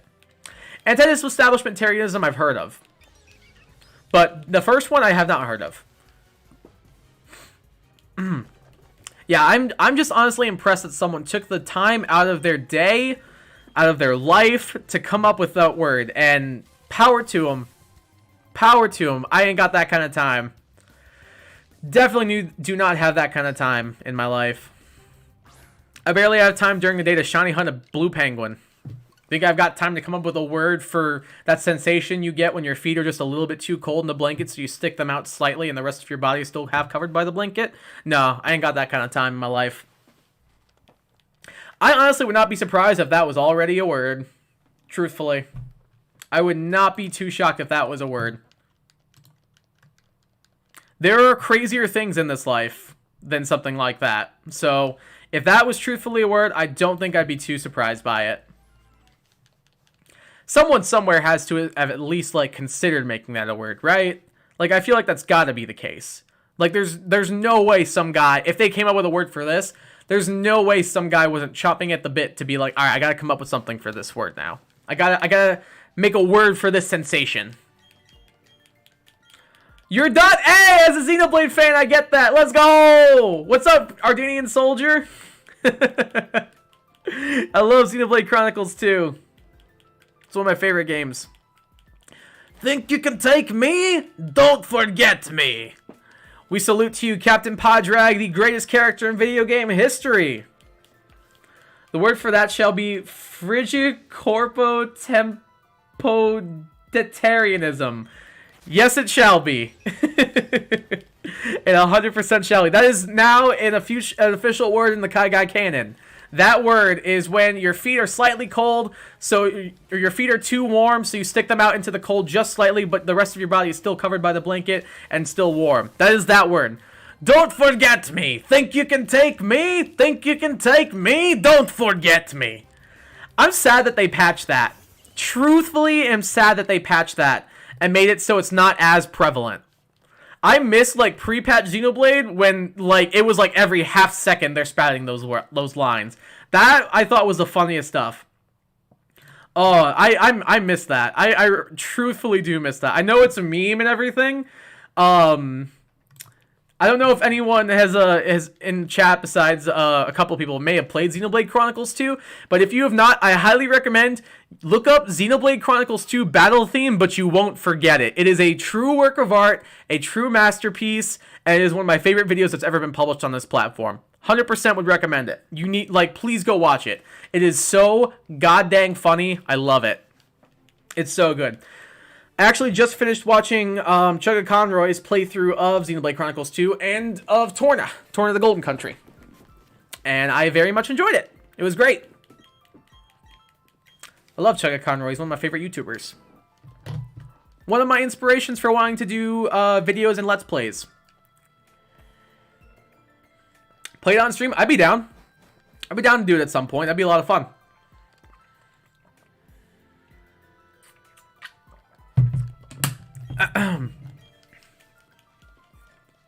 I think I have like 200 hours. I'm curious real quick. I'm going to look. I think I have almost 200 hours in the game. Where does it show you your... No, it ain't that one. Is it profile? I think it's on here somewhere. Xenoblade Chronicles, Definitive Edition, Boomerang Fu, Pokemon Shield. Where's the Xenoblade Chronicles 2? 210 hours. I have 210 hours in Xenoblade Chronicles 2. Oh, the song? Yeah, I might do that. Maybe we'll do that. Let me see if I can get it booted up real quick. This is definitely more important than a shiny penguin. Like, seriously. I ain't memeing here. This song is life-changing. Maybe I'll play a little bit of it. Let me just get this encounter real quick, and then I'll boot it up on the stream.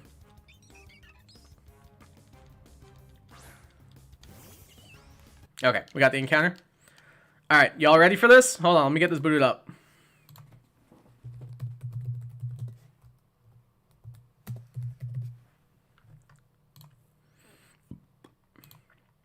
Alright, let me turn up desktop audio. Alright, you guys ready for this? Oh, that's really loud.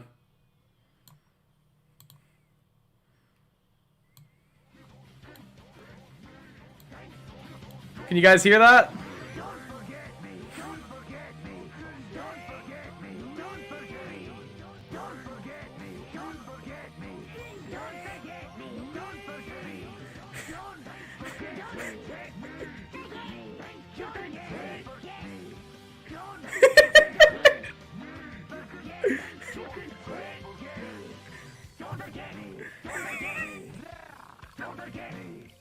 This is the greatest video that's ever been put on YouTube.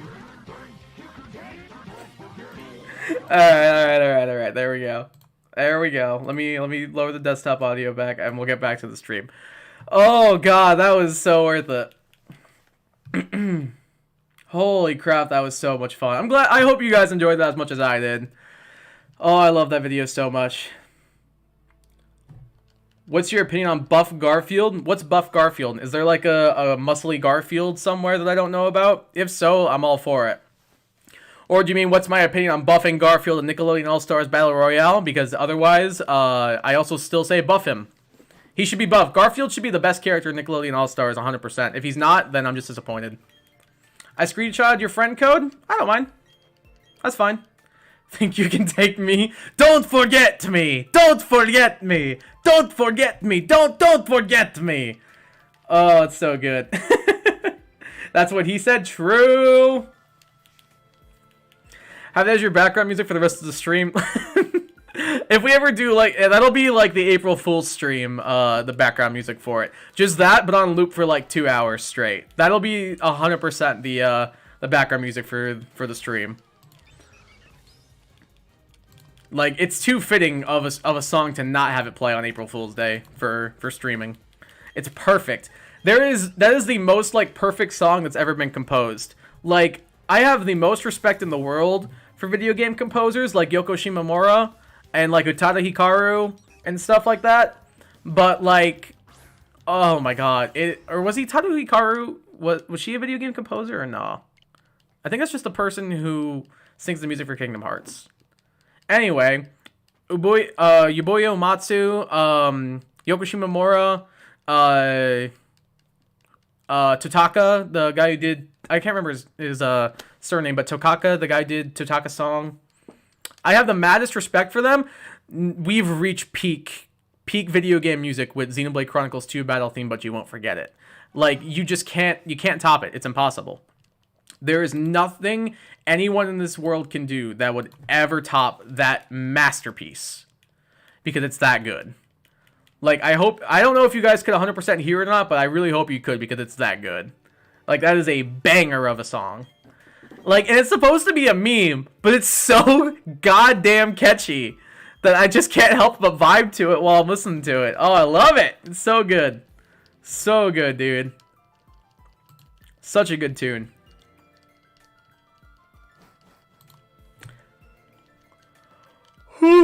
I don't know. Maybe we'll, at some point, we'll, stream Xenoblade Chronicles 2 on here. I really like to. I've done, like, 3 different New Game Pluses on there because I want to try. I still have not gotten every single blade, and I really would like to. I still don't have, like, all of the Torna blades. I still don't have Nim. I still don't have, surprisingly, Finch, of all blades. I don't have Finch yet. But, I have, like, most of, like, the main, like, really good blades. Like, I have, like, I have Petroka, I have Corwin, I have, what's her name? The Firecracker girl. Shoot. Oh my god, I can picture her face. I can't think of the Firecracker girl, but, I don't know. I can't think of her name. Crossette! Crossette. I have Crossette. So I have, like, the 3 of the best blades in the game. But, like, who cares about Finch? Like, Finch is funny, but that's about it. Have you heard the Kitchen Gun remix? I have not heard the Kitchen Gun remix. Is it good, or is it, like, memeable? I'm curious. My friend asks, who's the worst MHA character in your opinion? Truthfully, I don't think any of them are, like, bad characters. A lot of the characters in MHA are actually really well done. There are characters I wish got more spotlight, like characters like Uraraka, characters like Tokoyami, characters like Kaminari. I wish they got more time in the spotlight, but I don't think they're bad. If I had to pick, like, a worse character that, like, annoys me or something...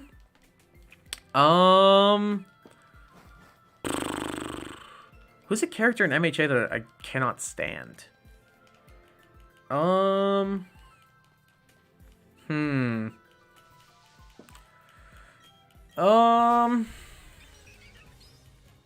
guess I don't really like Mount Lady that much. She just kind of annoys me.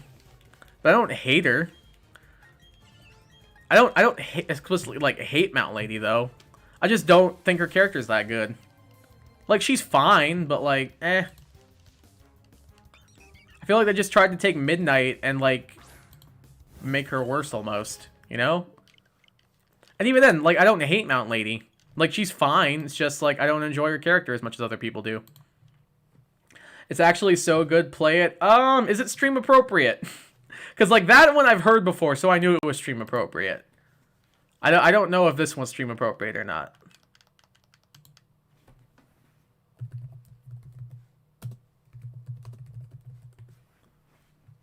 Oh my god, there's a 10-hour version? Holy crap. Why is there a 10-hour version of this? Kitchen Gun Remix 10-hour edition. Why does this exist? I'm so confused.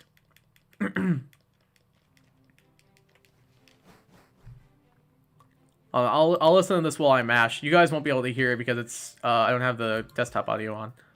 But I'll be able to hear it.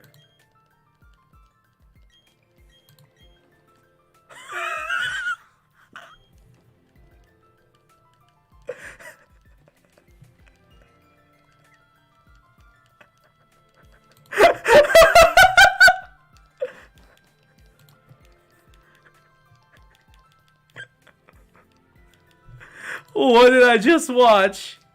What the heck did I just watch? 3 shots from Kitchen Gun. Bah, bah, bah, bah, bah. That was actually pretty good. Oh, that was actually pretty funny. Okay, that got me good. That actually got me pretty good. All right. That was decent. That was decent. I liked it. I'm into it. Oh, we all listen to the best music here on this stream. Only the best for you guys. I always make sure of that. I would never give you guys subpar music on this stream. Like, yeah, sure, we've got like the background to like Lake Verity and stuff like that in the background because that's the theme we're listening to in Brilliant Diamond. But like Kitchen Gun Remix and Xenoblade Chronicles 2 Battle Theme, but you won't forget it. If you want like top quality music, that's what you're coming to this stream for. Am I right? Like mic drop. I actually dropped my controller. That could have been real bad. Oh, it was really loud in my ears, though. I'm not gonna lie. That was super loud in my ears. I had my volume a little too high. Because at the beginning, it starts off really soft, and all of a sudden it's just like, ah! Ah!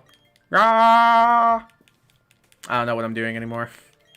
This is where we're at. We're almost 2 hours into the stream. This is where we're at now. Yeah, I can't. Like I said though, I can't explicitly think of any MHA characters I hate.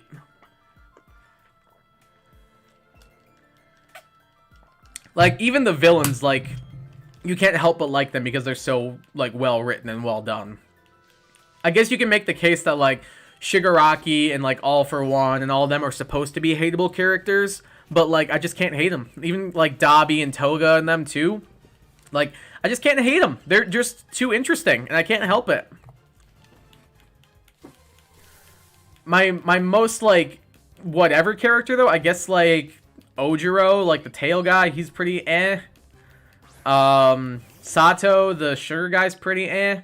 Like, I don't care about either of them, but I don't hate either of them. So they're kind of, like, my whatever characters. Like, I don't completely care about them. Even, like, Koda, the animal guy, like, he's pretty chill. And I feel like he does less at times than the other two. But Ojiro is just so plain. And then, what's his face? Sato is just, like, real lame, so. But yeah, again, I don't hate either of them. About Mineta? I don't hate Mineta. I get why people hate Mineta. I don't hate him. I think he's cringe. Mineta's like a cringe character. I don't hate Mineta though. He's definitely like the cringe character of My Hero though. I just don't hate him. If you're talking cringiest character, oh, it's Mineta by a landslide. Like, no one even comes close. Like, the closest next character to Mineta when it comes to cringe would be, like, Kaminari. And that's just because he hangs out with Mineta sometimes. But besides that, it's just Mineta. Mineta is, like, the cringiest character. But, like, he's also had some, like, decent moments, in my opinion. Like, he had a decent spot in, like, one of the MHA movies that was kind of alright. And then I actually liked him fighting Midnight in the final exams arc and stuff like that.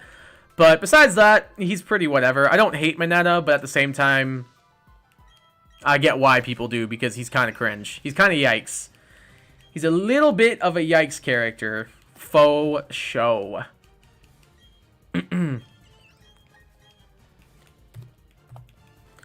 There have been probably, like, more yikes characters in anime, though. There are just some anime that I've watched that I'm like, why did this get approved? Like, who sat down and said, this is fine. This is okay. Like, I'm looking at you, Meliodas in Seven Deadly Sins. Like, again, super cringe, but, like, he's supposed to be. And I get why people don't like him. So, I don't know. Anime is just cringe. Like, anime, like, trying to get people into anime who have not watched anime before is, like, one of the hardest things on the planet to do. I remember when they first announced Star Wars Visions for, hey, what's up, Alex Palm? Welcome to the stream. Hope you're doing well. Hope your day is going well. What are you up to? I appreciate you stopping by and saying hello. How are you? How are things? Let me know how you're doing. Like I was saying, though, I feel like anime, like, trying to get people into anime who have never seen anime before is one of the hardest things to do. Yeah, thank you, Joe. Thank you for backing me up on that one. It's like, supremely difficult. It's really hard. Because they have such, like, this negative thought about how anime works in their mind that it's almost like it's not even open to, like, a new consideration of it, honestly. Like, I remember when Star Wars Visions was first announced, like, the anime-style Star Wars specials they did, which, whatever, mixed reviews, fine. Some of them were great, some of them were really stupid, not gonna lie. Like, the band one, did not care for it. The duel, super duper dope. Got the book based on it, love it. But at the same time, it's like, I know a lot of people who just did not give Star Wars Visions a chance because it was anime. And that, I think, is kind of messed up. I get it, but at the same time, like, at least give it a chance. Like, yeah, it's technically, I know you have this negative preconception of anime, but, like, you should at least give this new medium, this new version of it a chance before you outright say that it's bad, you know? Like, I think that's something that's a respectable way of going about things. And that was just kind of my thought process on it. I'm shiny hunting Piplup and Brilliant Diamond. Samesies, welcome! Welcome to this, this shiny hunting stream of hunting Piplup and Brilliant Diamond. I hope you're having better luck than I am. Then again, I'm only 333 encounters in. How many encounters are you in, Alex? Because I've talked with people who are in the 4,000 and 6,000. So honestly, I don't feel like I have any room to complain at the moment, only being at around 300. How many encounters in are you?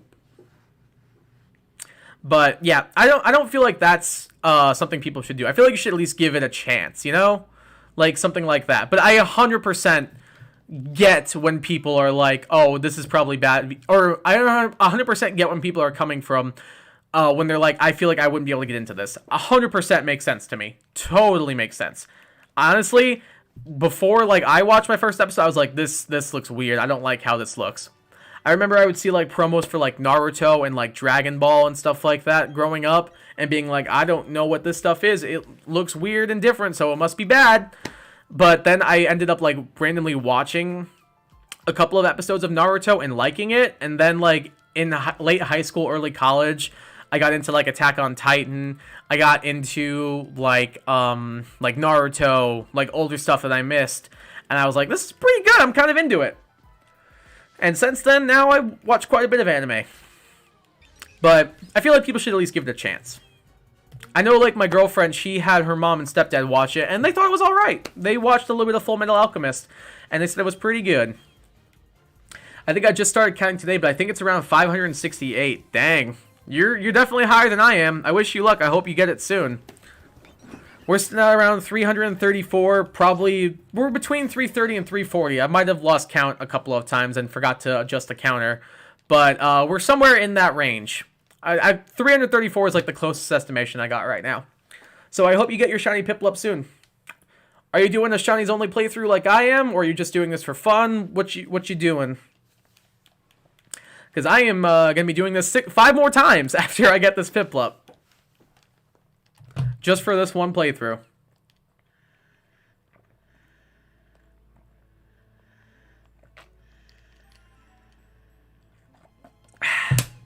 But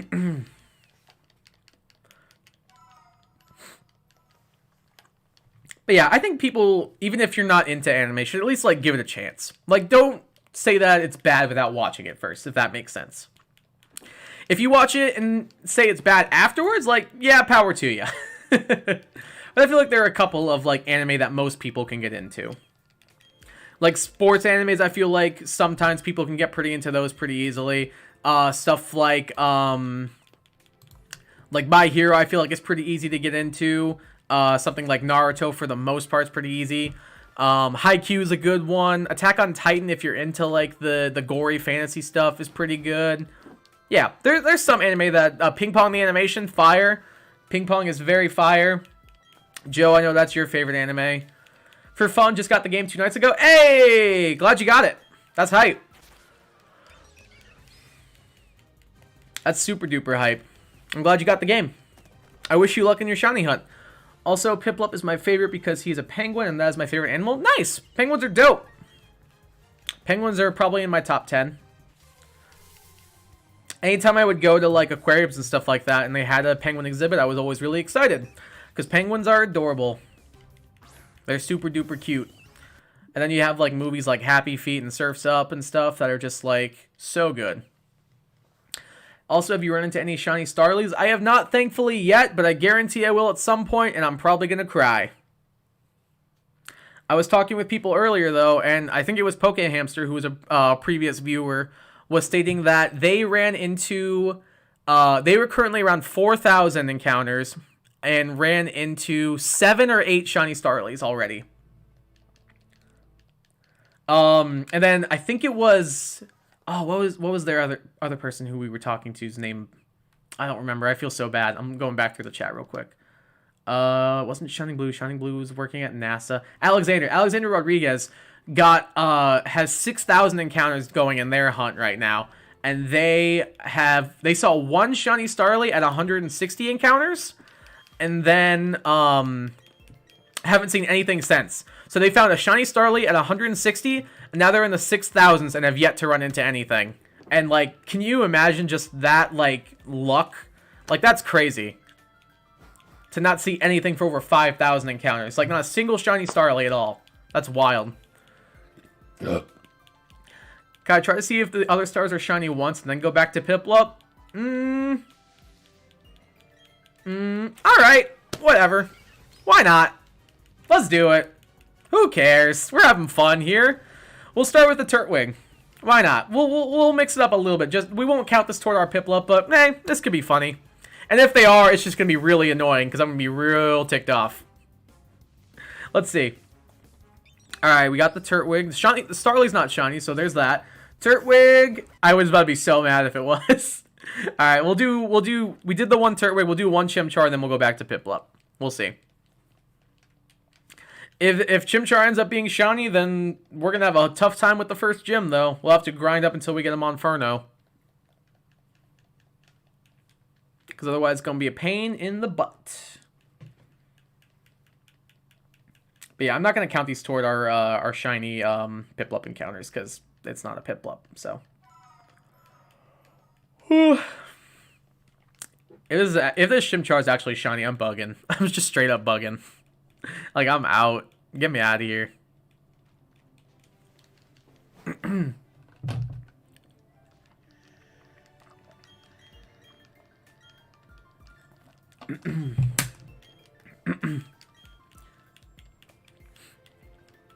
So, Alex, did you get Brilliant Diamond for a specific reason, or was that just the one you picked? Like, were there some version exclusives that you wanted, or was it just like, whichever one's fine? Because I just kind of picked the game. I just went with Brilliant Diamond for the heck of it. I think my main reason was because I like Cranidos more than Shieldon, and I might want to use one in my playthrough. So that's why I picked Brilliant Diamond. Yeah, did you have a reason for picking Brilliant Diamond, or was it just like, I'll go with this one?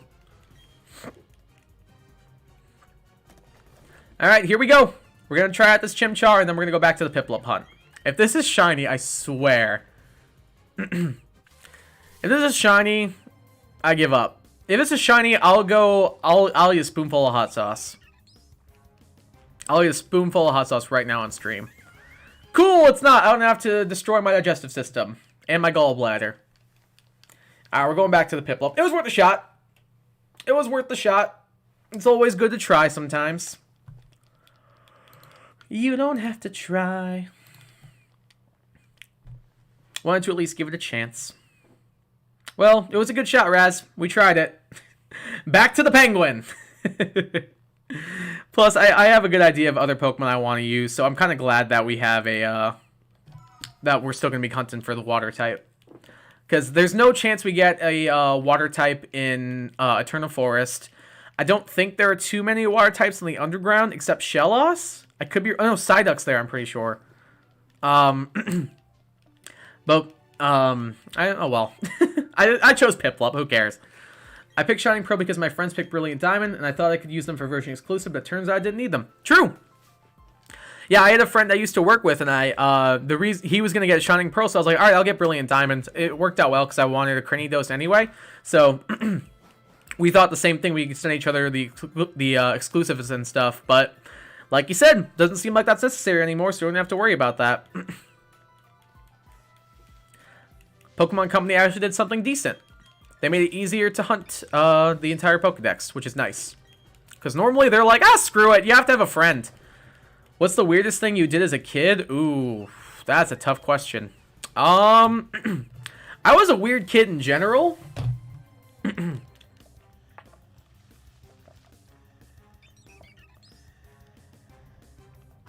Oh, this straw does not work very well. Wait, that wasn't shiny, right? No, it's not. Okay. I feel like I need to double and triple check every time, because if it is, I'm going to cry. The weirdest thing I ever did as a kid. Let's see. So, I do remember once, I was in like 4th grade, I think. I remember we got school lunch one day, and I ate mine, I was still really hungry. And I noticed that my friend next to me hadn't touched his food or something like that. And I was like, hey, you gonna eat that? Can I have that? And he was like, no, this is mine. I was like, oh, are you sure? Because it doesn't seem like you're hungry. And he was like, all right, fine.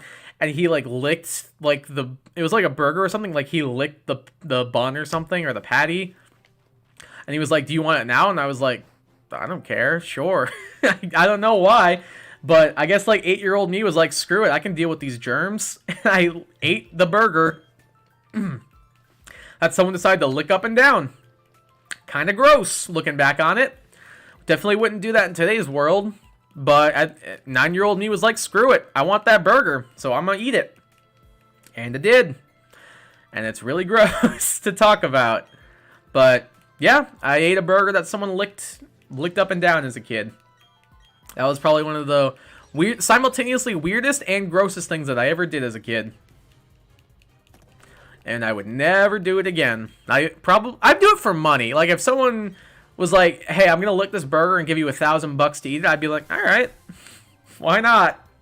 $1,000 is $1,000.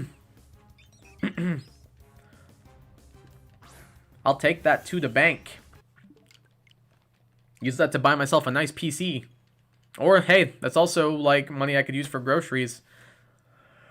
Alright, we're probably going to wrap things up at 340 encounters. Because I have to start dinner in a bit. Because it's my turn to cook tonight.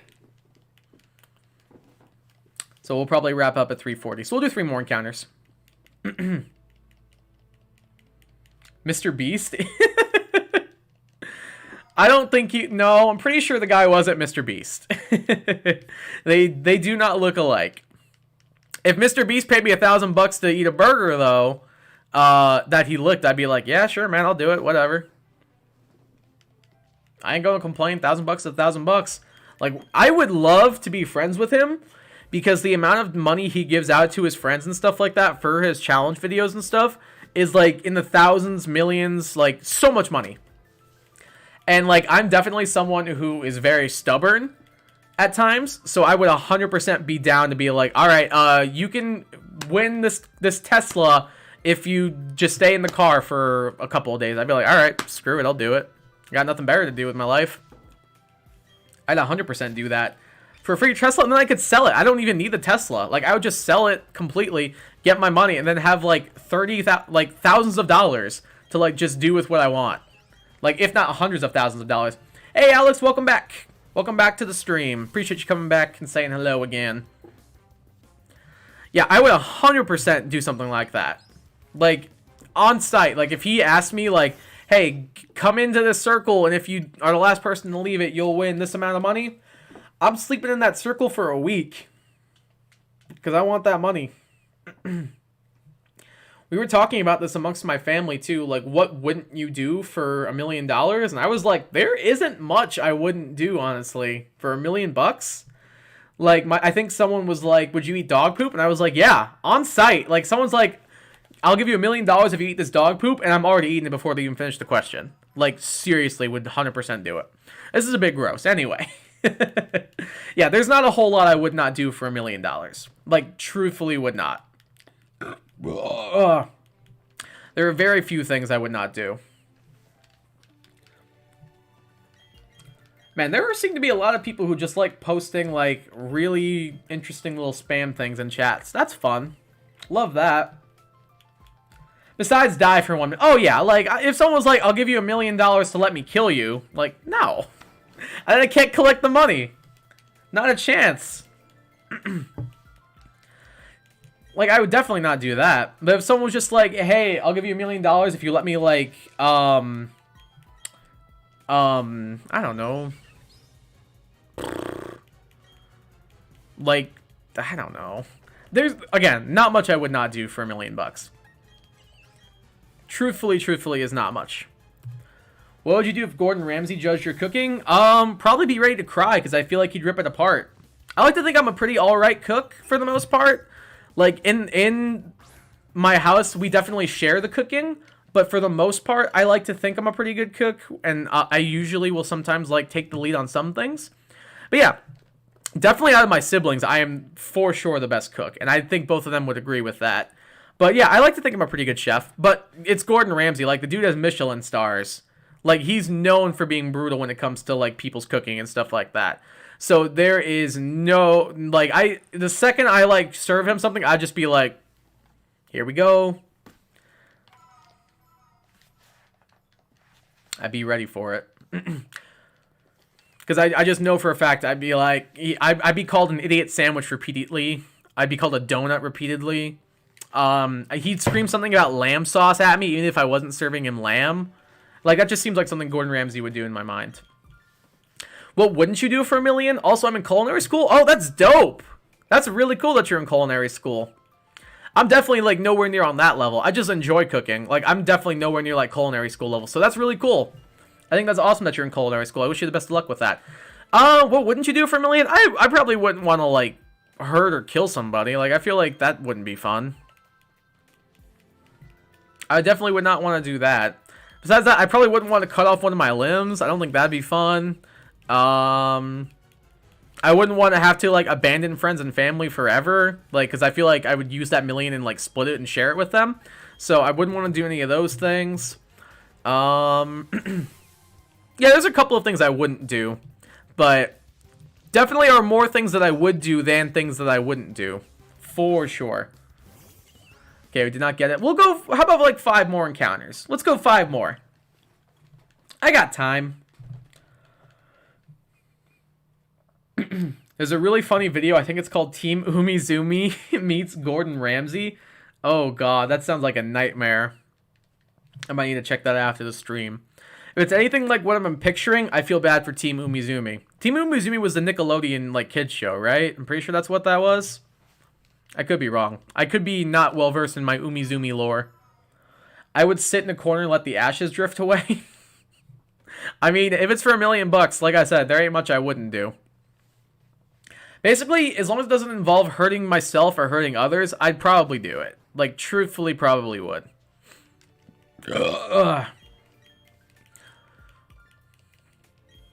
But it's by the YouTuber John McDonald. I've never heard of John McDonald before. Like, I don't know any of their videos.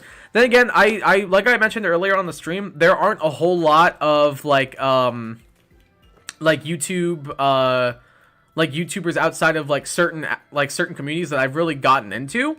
So that might be why I've never heard of John McDonald. Like, my girlfriend last night showed me 5-second videos or 5-second clips or something like that, and they were funny, and she was surprised I'd never heard of them before. But I hadn't, and I watched them, and they were pretty good.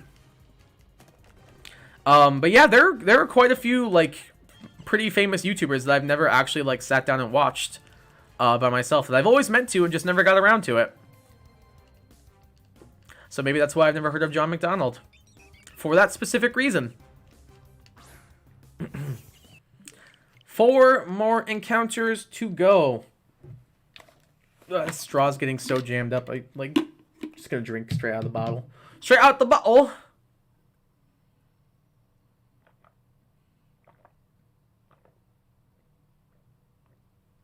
Ugh. There we go.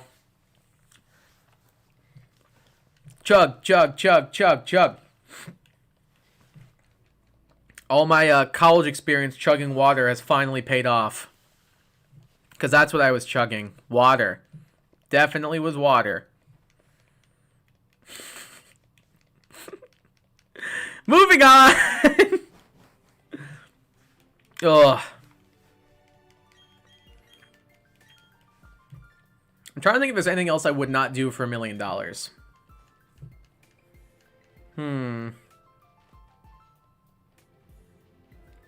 I don't think I'd eat, like, something that was... I mean, besides an insect, like, I'd eat a bug for sure.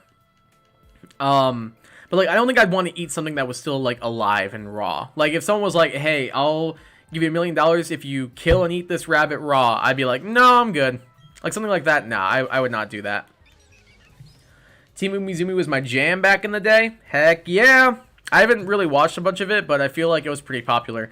I feel like I remember it being at the Nickelodeon Hotel in Orlando at some point, so maybe that's why I've heard of it, but I don't think I ever really watched it when I was younger. I do know, I probably, like, babysat before and people were watching it, but I don't know if I explicitly, like, sat down and was like, I'm gonna binge some Team Umizoomi today. Was that supposed to be a groan or something? It was. It was indeed supposed to be a groan. I was serenading the chat. Oh, that's what I was doing. Totally what it was.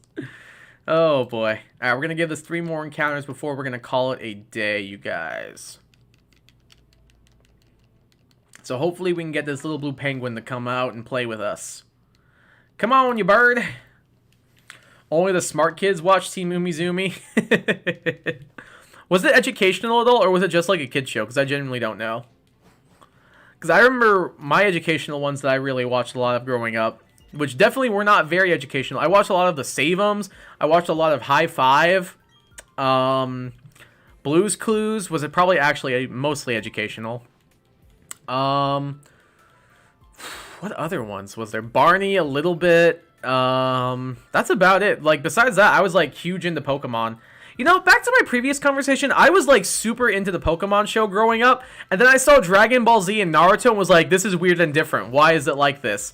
And I'm, like, thinking about that now, I'm like, that's exactly how Pokemon looked. Like, what's wrong with me? Like, why did I have that, like, why did I come to that conclusion when one of my favorite shows as a kid had the exact same art style as this show? Like, it was, like, I don't know. I was a dumb kid, I guess. They could not make that connection. It was educational? Okay. I did not know that. It sounds like a show that would be educational on the, on Nickelodeon, though. I know for a fact it's Nickelodeon because I'm pretty sure that's Nick Hotel, but I did not know it was educational. Newly taught patterns in length and geo-taught shapes. Oh, that sounds fun! I'd be into that sales pitch. I might even, I'm sure it's probably, like, too, like, for younger audiences for me to watch now, but, like, as a kid, if I saw that, I'd be like, yeah, this is great. I like learning about shapes and patterns. That sounds fun. I hate the new Blue's Clues. I haven't seen any of it. I definitely watched after like Steve left and Joe became the host. But besides that, I know there's a new guy, but I don't know his name or what like how the show's changed and stuff like that. I think Blue is like CGI now or something, and I'm not into that. I prefer my Blue the puppy to be like a just a 2D drawn little dude. Like that's the way to do it. I don't want like no CGI puppy in my Blue's Clues cartoons. I have the whole theme song to Umizoomi memorized. That's impressive. Anytime we play like guess the cartoon theme song or like guess the TV show theme song and stuff like that with like those videos on YouTube, I'm always like so good at those. Like always so good. Like cartoons specifically, like you can get like 2 seconds and I'm like, oh, Rocko's Modern Life. Oh, Avatar: The Last Airbender. Oh, Kim Possible. That was something I was really good at with my siblings. Like for sure. That was like my talent among the family. All right, we're at 344. Nope, not 343.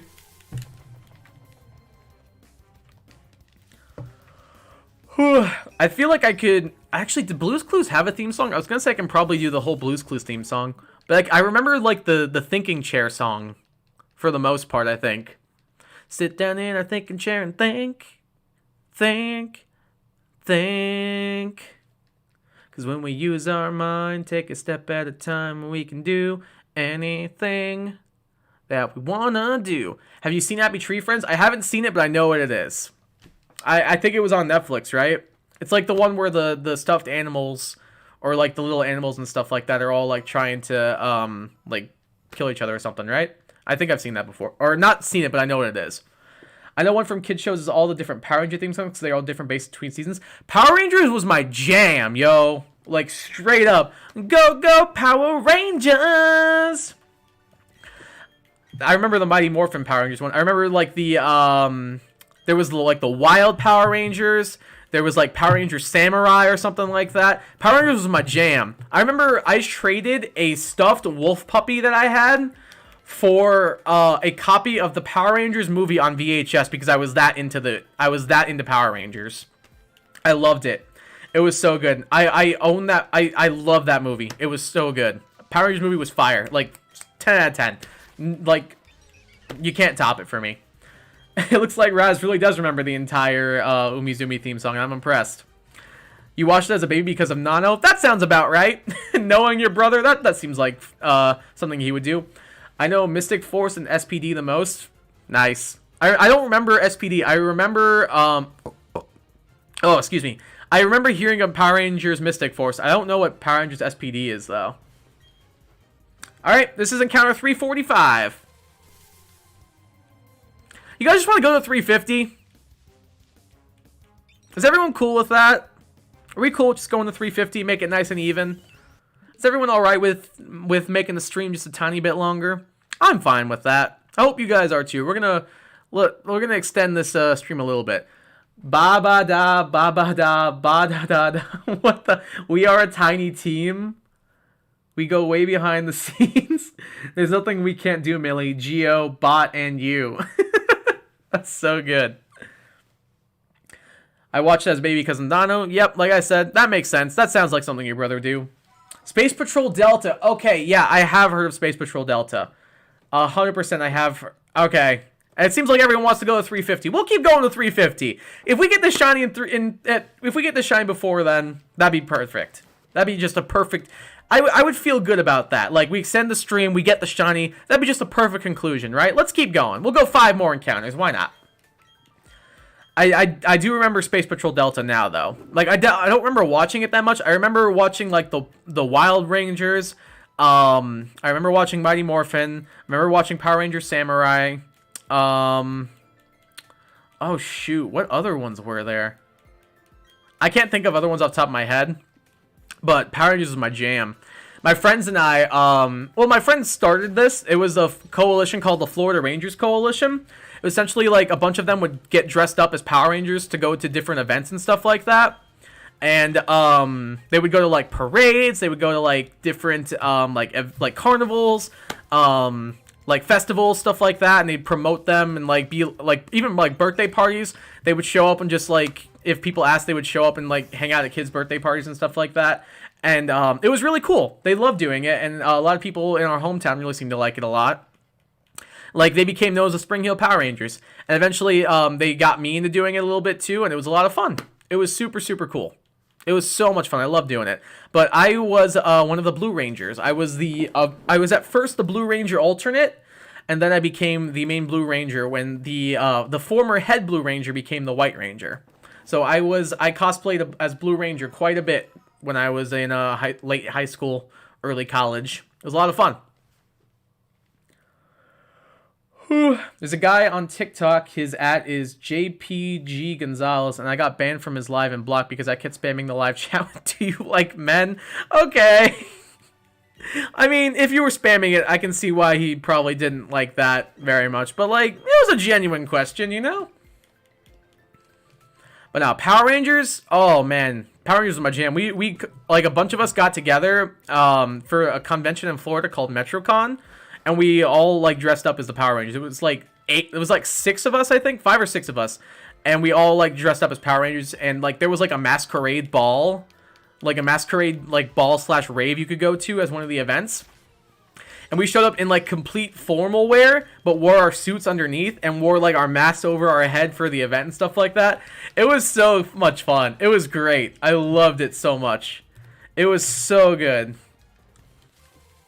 I miss being a Power Ranger. I probably still have the suit somewhere, actually. I still have that, and I probably have a Spider-Man cosplay suit somewhere as well. Those were the good old days. Love doing that. My sister did that, but she didn't show up at my school. I'm sorry we never came to your school. You can I'd say blame Joemi. Blame your sister for not showing up at the school. I do remember when Joemi would do it a few times, though. It was so much fun. Everybody had a blast doing it. It was always a good time when the Power Rangers came around. Plus, it was just nice making, like, kids' days, and, like, you could definitely tell that kids were having a great time, and you could see, like, they were like, really enjoying the experience. They were really into it and stuff like that. And we would have other people we would have dress up as other things. Like, we knew a guy who would dress up as Deadpool, so we did, like, a Power Rangers and Deadpool teamed up and stuff like that. There was SPD Emergency, Power Rangers SPD, Power Rangers to the Rescue, Go-Go Power Rangers SPD, Power Rangers to the Rescue, Go-Go. Oh, is this a theme song? Oh, I was reading this as like a bunch of different types of Power Rangers. I didn't realize this was the theme song. Oh, I'm an idiot. Okay, this makes more sense. It's a theme song. Okay. I was like, man, there were a lot more versions of the SPD Power Rangers than I thought. And then finally, when it got to Go, Go, Go, I was like, oh, no, I'm stupid. That's the theme song. College graduate here. College graduate and teacher here reporting for duty. What can I say? Oh, boy. That's too good. I feel like a lot of cartoon theme songs I've memorized over the years. Like My Life as a Teenage Robot. Yeah, part of the theme, I realize that now. I definitely was just like, there are a lot of SPD Rangers, but that makes way more sense now that I know that. Like, My Life as a Teenage Robot. I feel like everybody knows the SpongeBob theme song. Fairly Odd Parents. Mighty Morphin Power Rangers, I know that by heart. What other really good ones are there? What are some, like, bangers? Like, because, like, My Life as a Teenage Robot, that theme song slaps. Danny Phantom theme song, that slaps. Like, straight up banger. Those are some, like, straight up banger cartoon theme songs. Kim Possible's theme song, slaps. I remember there was an Umizoomi episode where there was a kid where a kid's hair was too long, covered his eyes, so they had to go on a whole adventure to get this kid a haircut. Hey, when you're a young kid watching that kind of stuff is an adventure, you know? It fits. It fits the theme. As a kid, if I saw that, I'd be like, whoa, what's this getting a haircut adventure that I'm going to go on one day? I'd be so into that. What other, like, theme song bangers are there? Because, like I said, My Life as a Teenage Robot, probably one of the best cartoon theme songs I've ever written. Danny Phantom's pretty dang good. Kim Possible, probably top 5. Call me, beat me, if you want to reach me. You guys got any others you can think of? Any other bangers? Any other bangers of, like, cartoon theme songs that I'm missing? Power Rangers, of course. It's called Haircut Hijinks. I love that. That's so cute. That's such a good title. Oh, that's so good. I love it. Oh, I accidentally clicked off of the text, so I gotta fix this. All right, so we're actually at 349, not 3,849. All right, this will be the last encounter of the stream, guys. This will be the last encounter of the stream because I do need to start dinner at some point. Teen Titans Go sucks, but the theme song goes hard. That's a fact. Like, Teen Titans Go theme song is actually straight kind of a banger. But, like, can we talk about OG Teen Titans theme song? Because that is some, like, straight up, like, K-pop, J-pop goodness. I'm here for it. This is by, like, Ami and Yumi or something like that. Oh, it's so catchy. OG Teen Titans is where it's at.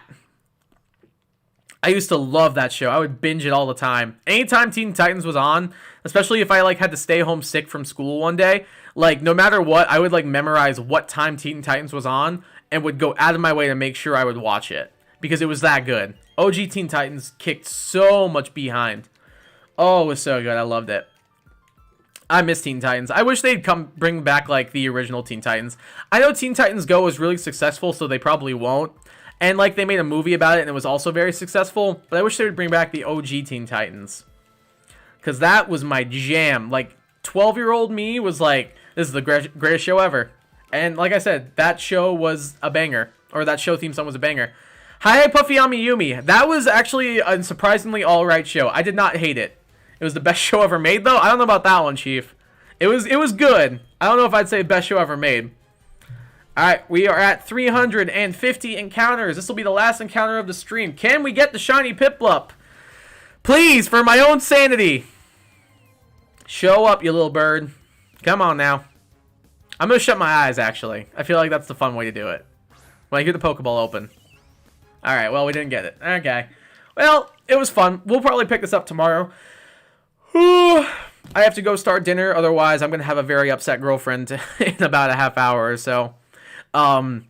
I appreciate you guys coming out and tuning in the stream. It always makes me so happy. Remember, if you are new, please go ahead and subscribe to this channel. I wanted to start doing more streams. We are on like a 3 or 4 day streak now, and I'm hoping to keep that up tomorrow. I've been having a great time doing these. It seems like you guys are really enjoying these kinds of streams, so I appreciate you guys coming by. If you are new, make sure you subscribe. Also, I've got links to my socials in the description down below. I got links to my Instagram, my TikTok, and my Twitch. Go ahead and follow me on those platforms if you would be so inclined. I'd appreciate that very much.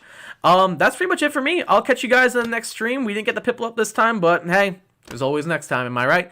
I appreciate you guys coming by. Thank you, thank you. Good luck next time. Thank you so much. I'll see you guys later. I appreciate you guys again coming out, and I will see you guys in the next stream. So until then, goodbye, you guys. Take care. I hope you guys have a good New Year if I don't stream tomorrow. Bye-bye!